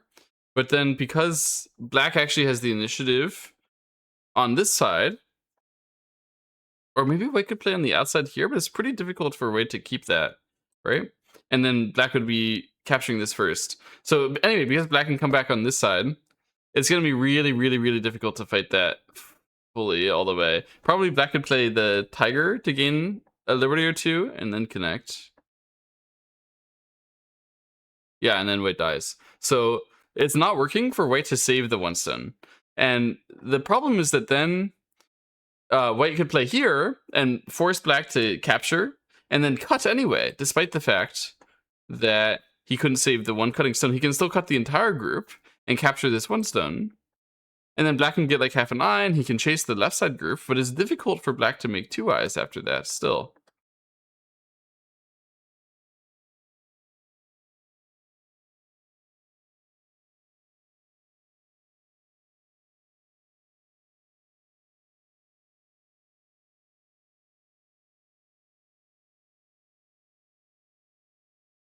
Mm. So it seems like black would be caught ultimately if he tried to play like that. And there should be no good way.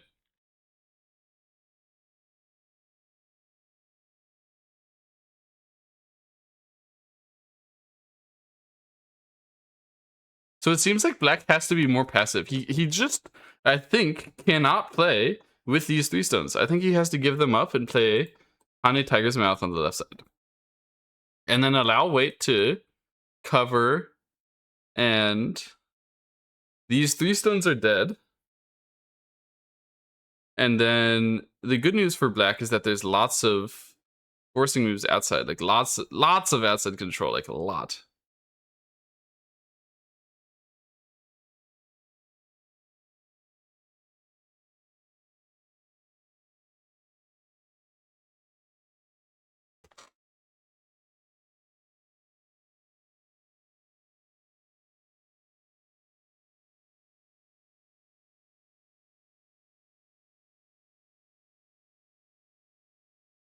Interesting.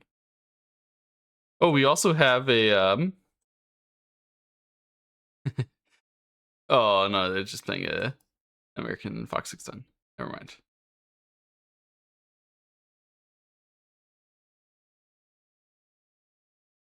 Tamiya is an account by a American player who's, or at least, you know, it's a Chinese account, but a player who lives in America and participates in some American tournaments who's very, very sharp. We do see the Atari down. Okay, I believe this is a blunder. If it were me playing, black just blundered.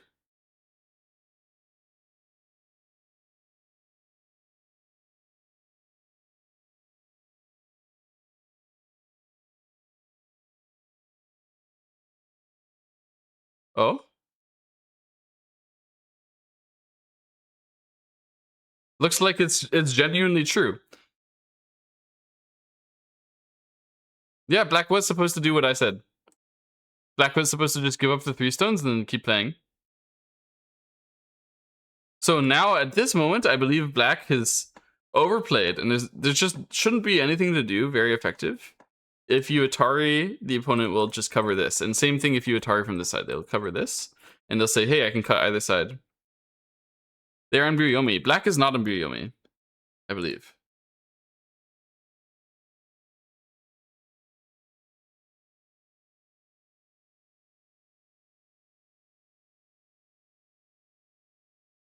Check.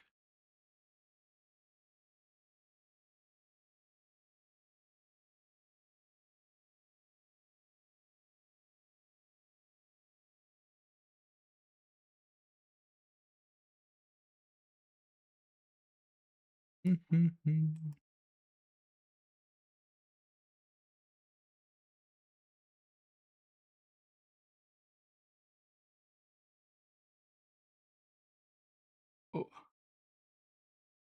free time.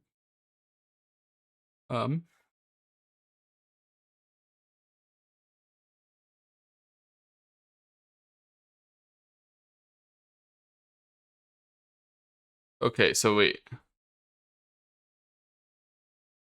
So black actually full squeezed it and forced white to answer, and now is going to do this. Okay, so this actually is not that clean and clear as I thought it would be, because you could play on the outside and try to make a full outside fighting, but it's aren't we dying?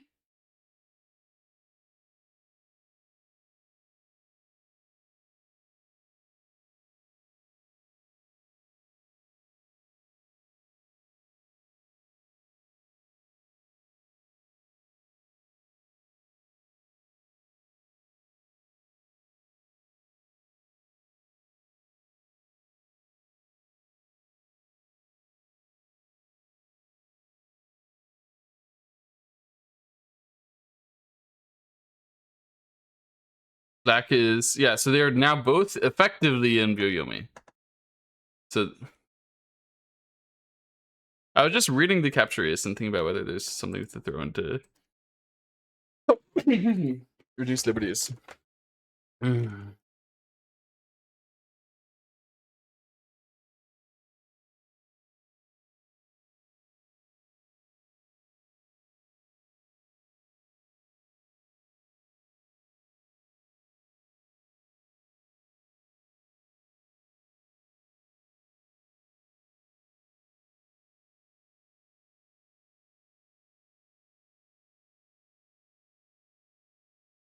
Um,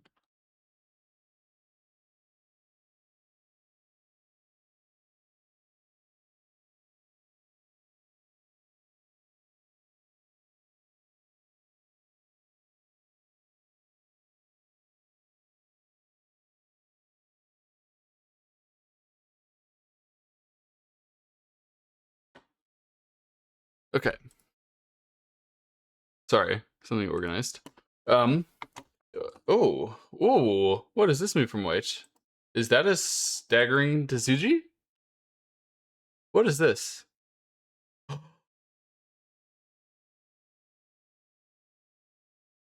Wait, you can, what?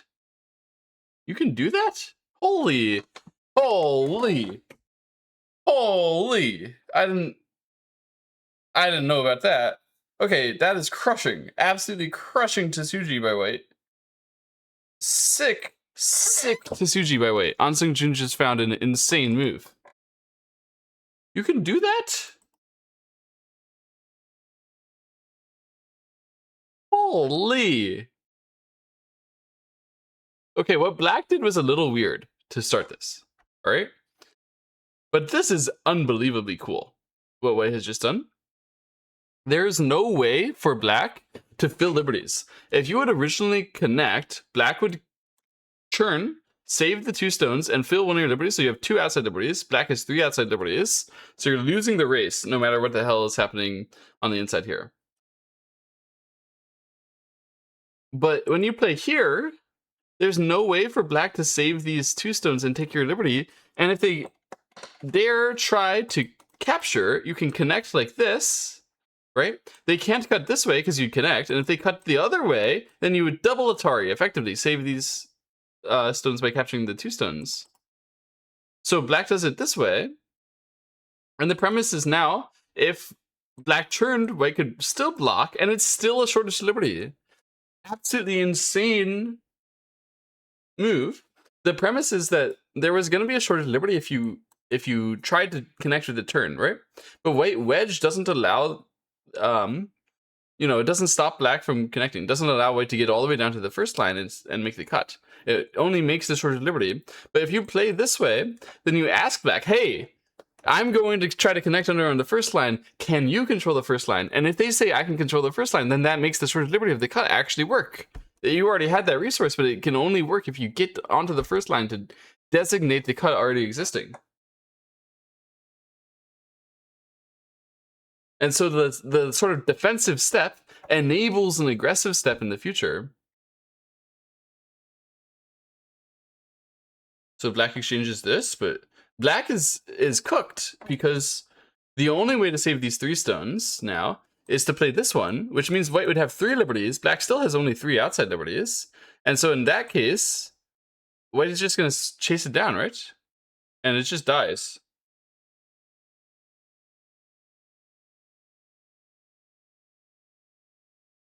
Absolutely sick move. I couldn't see that. Brilliant. Ahn Sungjoon, it looks like he'll qualify for Nongshim in style.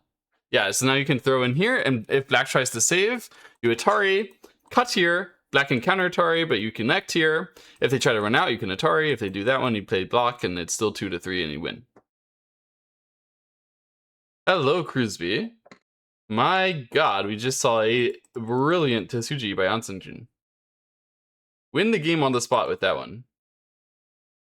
Holy cow.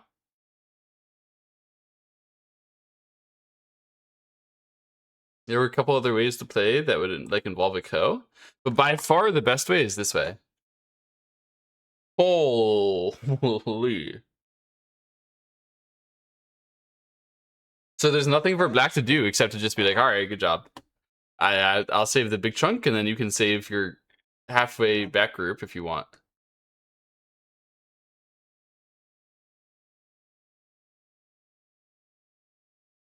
That is sick. That is really cool.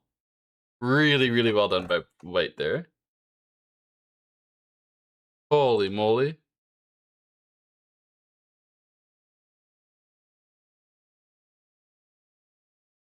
Excuse me.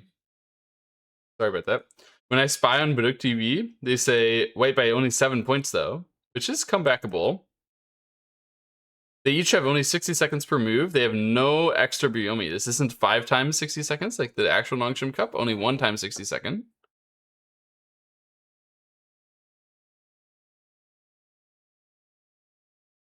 So white ultimately captures these stones. He chose to do it not directly, but by filling a black liberty. That was an awkward choice, because white could have chosen to capture directly. It saves the liberty of the outside 4 stones, but doesn't fill one of the liberties of these inside black stones. So instead he chose to fill one of the liberties of the inside black stones. Kind of tough.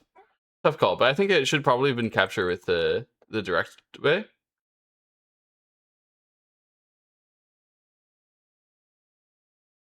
And then black just answered by running out.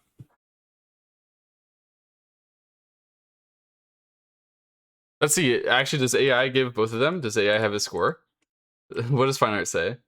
Fine Art says the top move is to capture the 2 stones directly, second best move is to push and then capture the 2 stones directly, and third best is to capture the weird way. So the weird way was a little wrong. It's to reduce liberties, so it reduces the liberties of these, but it also takes, like, these 4 stones, if you capture, they don't have a liberty shortage, and it takes away your saving of the liberty shortage of these 4 stones for the future fighting, which is a mistake. You should be holding those 4 stones healthier when you're about to attack like this, which looks really strong.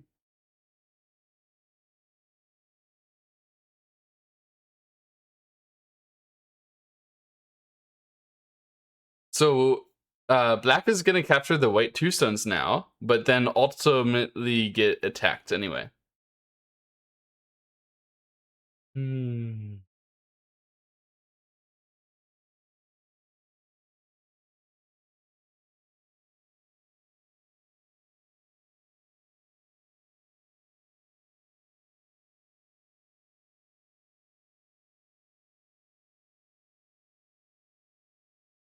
What a brilliant spot by white. I mean, I really respect this. I think this is so instructive, what he did here. Play outside and play defensive with the, I mean, genius move.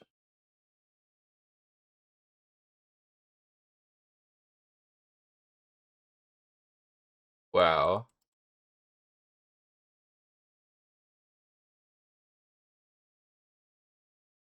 Definitely Byun Sangil missed this move. You didn't see that.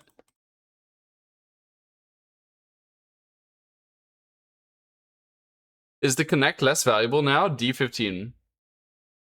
Oh, this one is definitely a lot less valuable because white is now much, much stronger in the side. So now when you connect, it's worth a lot of points, but it's only an attack in the bottom left corner.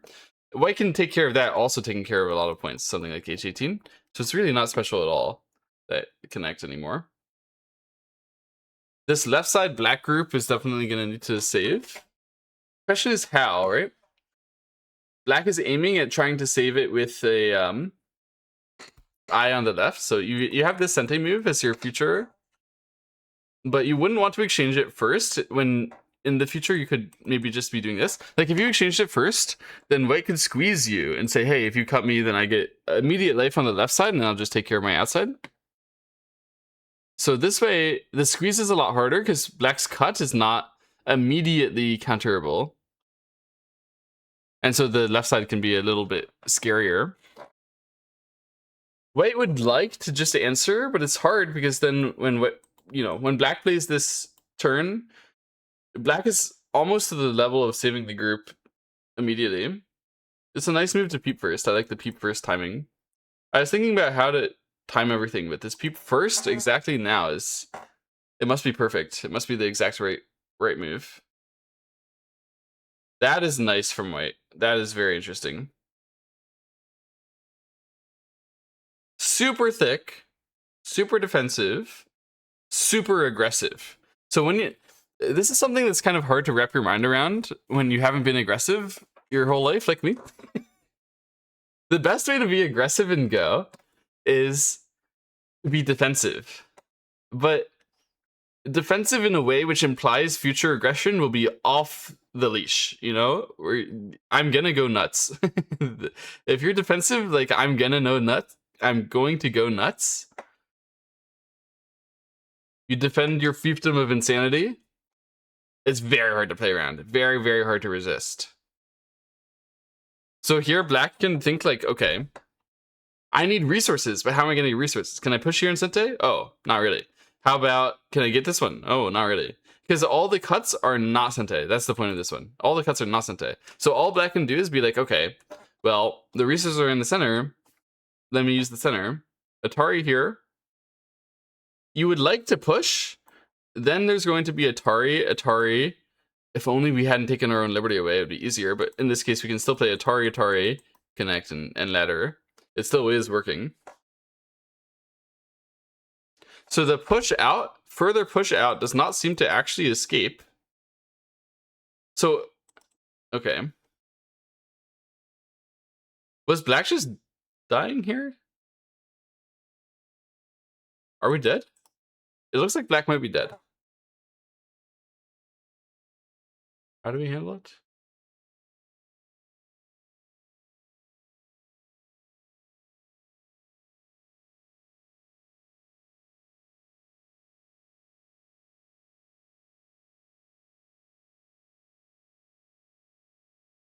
Okay.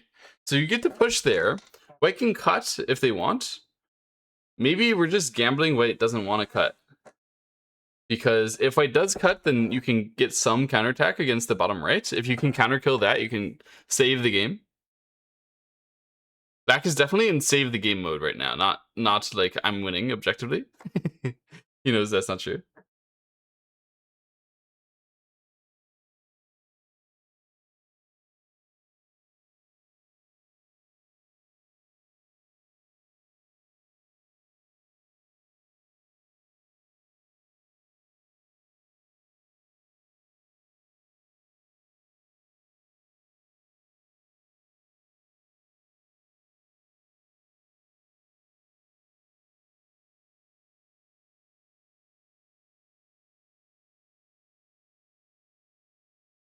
So Hane here is saying, I want to make sure I'm reinforced to the outside stuff. I'm not going to commit crazily on the cut.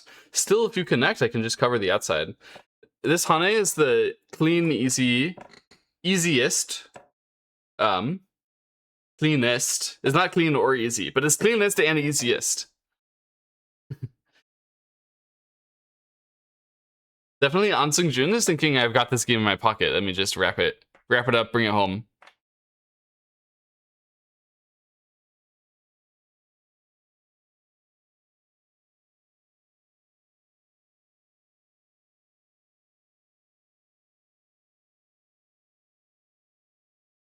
How do you make a counterfight? Oh, if I'm black, I resign. I cannot beat players at a highest skill level like white from positions like this where you're just screwed. Like white has it planned out. Black is supposed to lose the game. It is planned. It is foretold. It should be over. When they play, it's not over. Like black is skilled enough to find a way always to complicate it. Not always, but most of the time. I just don't see how. Like, yes, this group can be attacked harder. That is true. And yes, this cut gives a little more movement as well. Since these are a little weak, it's maybe movement that you can do something with. But it's very hard. This stupid shortage on these outside stones is going to be a little useful to black, probably.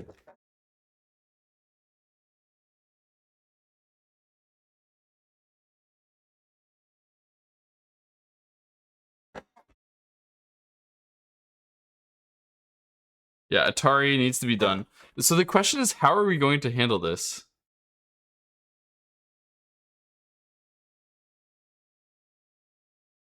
Wait, we'll extend. Right?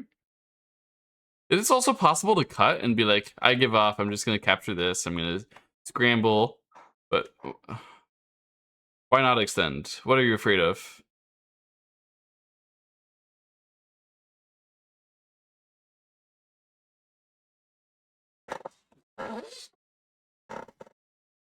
Nah, extend must be the right way.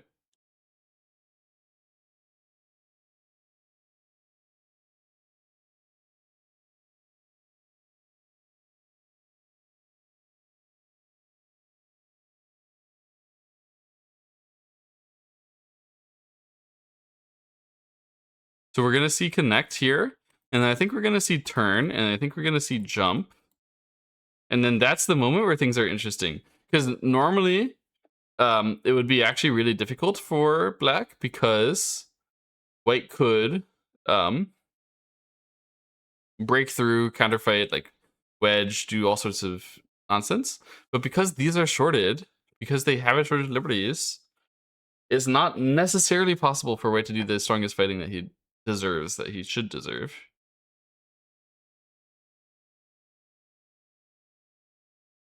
AI said this was a mistake. Maybe it's saying the cut was better. Yeah, AI wanted the cut fighting.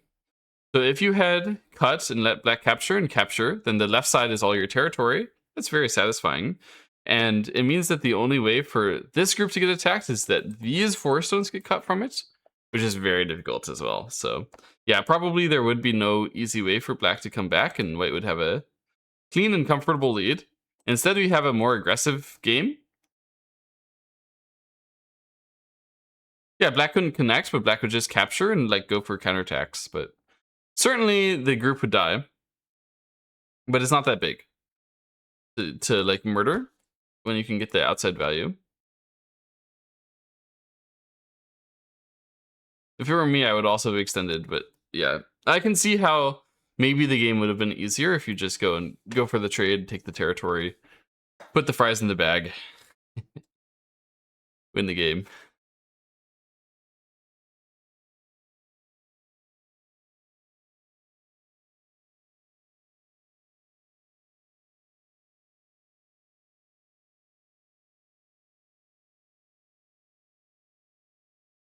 Hmm.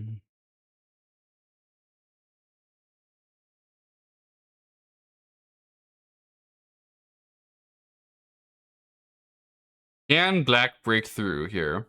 Because white has some thinness. There are some weaknesses. There's some cutting points. There's some cutting points. There's some cutting points. There's some cutting points, right? Cutting points galore. Allure? I don't know what I'm trying to say. Cutting points everywhere.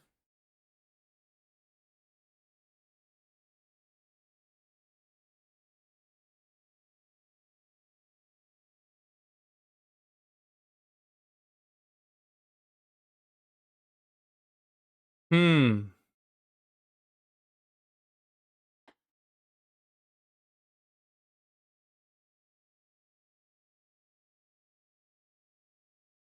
No, it's bothering.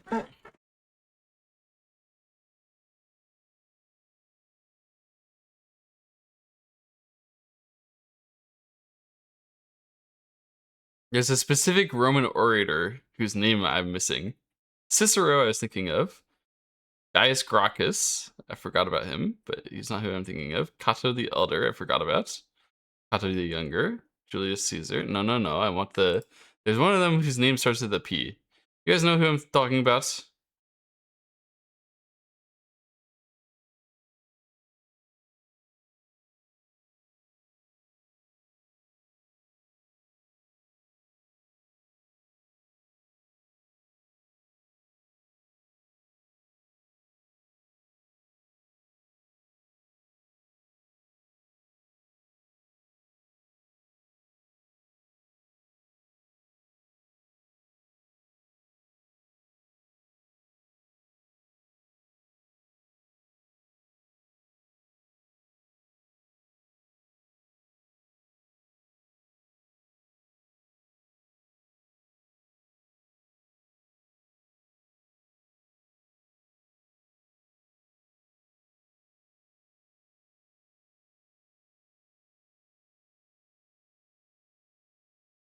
You think we'll see resign in like 10 moves? So it depends on whether black can actually break through this or not. And since white can't wedge, there is some hope still. This empty triangle by black was clever to find a way to move further towards the top side.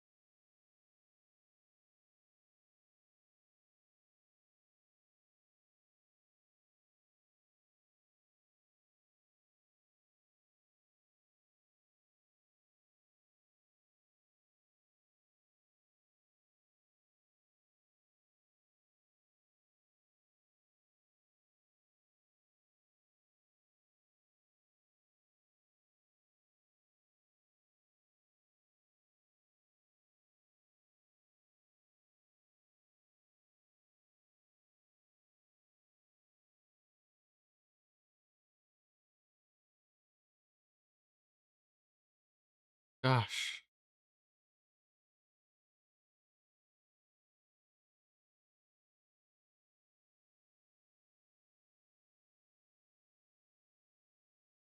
Rhetoric. What are the even Atari from the asset? Plinius. I think that might be it. Wait, let me make sure I look it up. Pliny, or was it Pliny the Elder? Oh my goodness. Publius Claudius? Was that who I was thinking? Sorry, guys. I took some Latin classes in high school, which were by a wonderful teacher, and like it left strong impression on me. I don't remember very precisely because it's oh geez, more than a decade ago.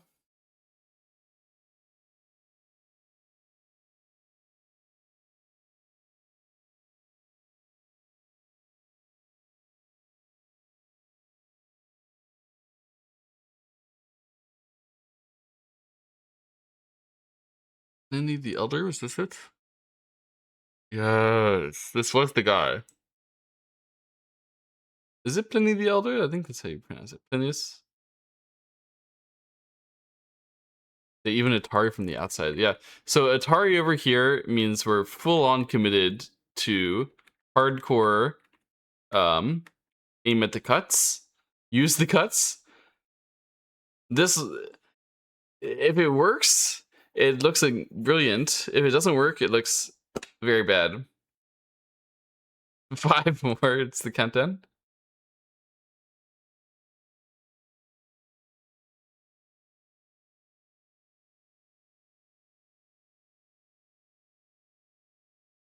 Yeah, he died attempting to rescue people from the eruption of Vesuvius. Not Vesuvius. Yeah. Pliny the Elder.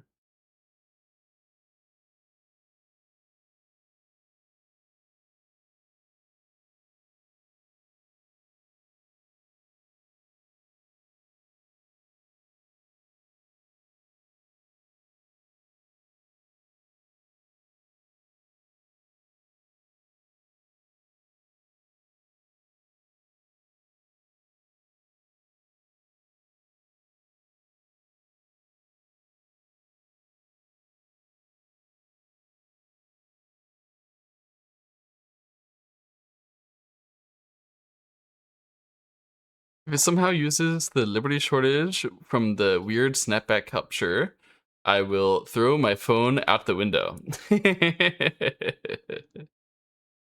If somehow this white group shortage Liberty becomes the reason why white loses, I don't think it's going to happen. So at the moment, white is saying, I could just capture your 4 stones to save this group if you're really that interested in attacking it. And then that means if you're going to answer to me, then I'm not going to be weak on the left side ever anymore because I got an eye there.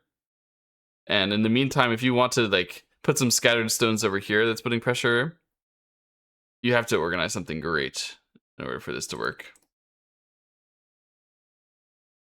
It seems like the Katago eval is probably ballooning. Yeah. It's currently saying white by 33 on the Buduk TV stream. We'll see. It wasn't only one more. They were indeed close to resignation, though. I'm gonna bet a lot of Fox coins on white because you actually get some return here. I already bet in the first period. I'm gonna make a tidy profit of Fox coins today. Let's go.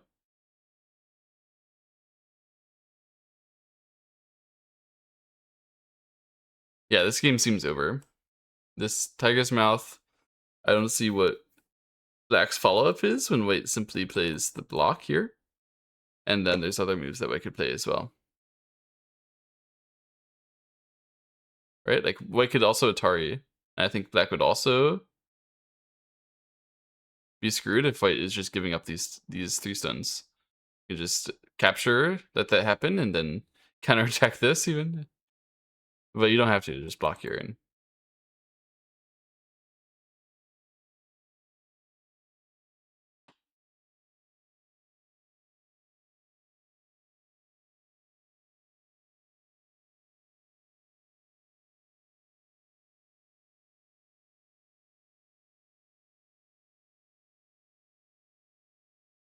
yep, block as expected. Black is going to be countering with this like tiger, but nothing will happen. Yeah, this game is over. It's move 150. I've extracted my Fox Twins. It might be time to exit. Oh yeah, I've still been recording for Tesuji. Thank you all for watching Tesuji. I apologize I was chatting with the chat and not displaying it on screen. I probably should do that next time I plan to do something like this, but yeah, I'll figure that out in the meantime. Anyway, thank you all for watching on Tesuji. If you stuck through his full 2-hour meandering commentary, I appreciate you very much. And I will see you later. Bye-bye.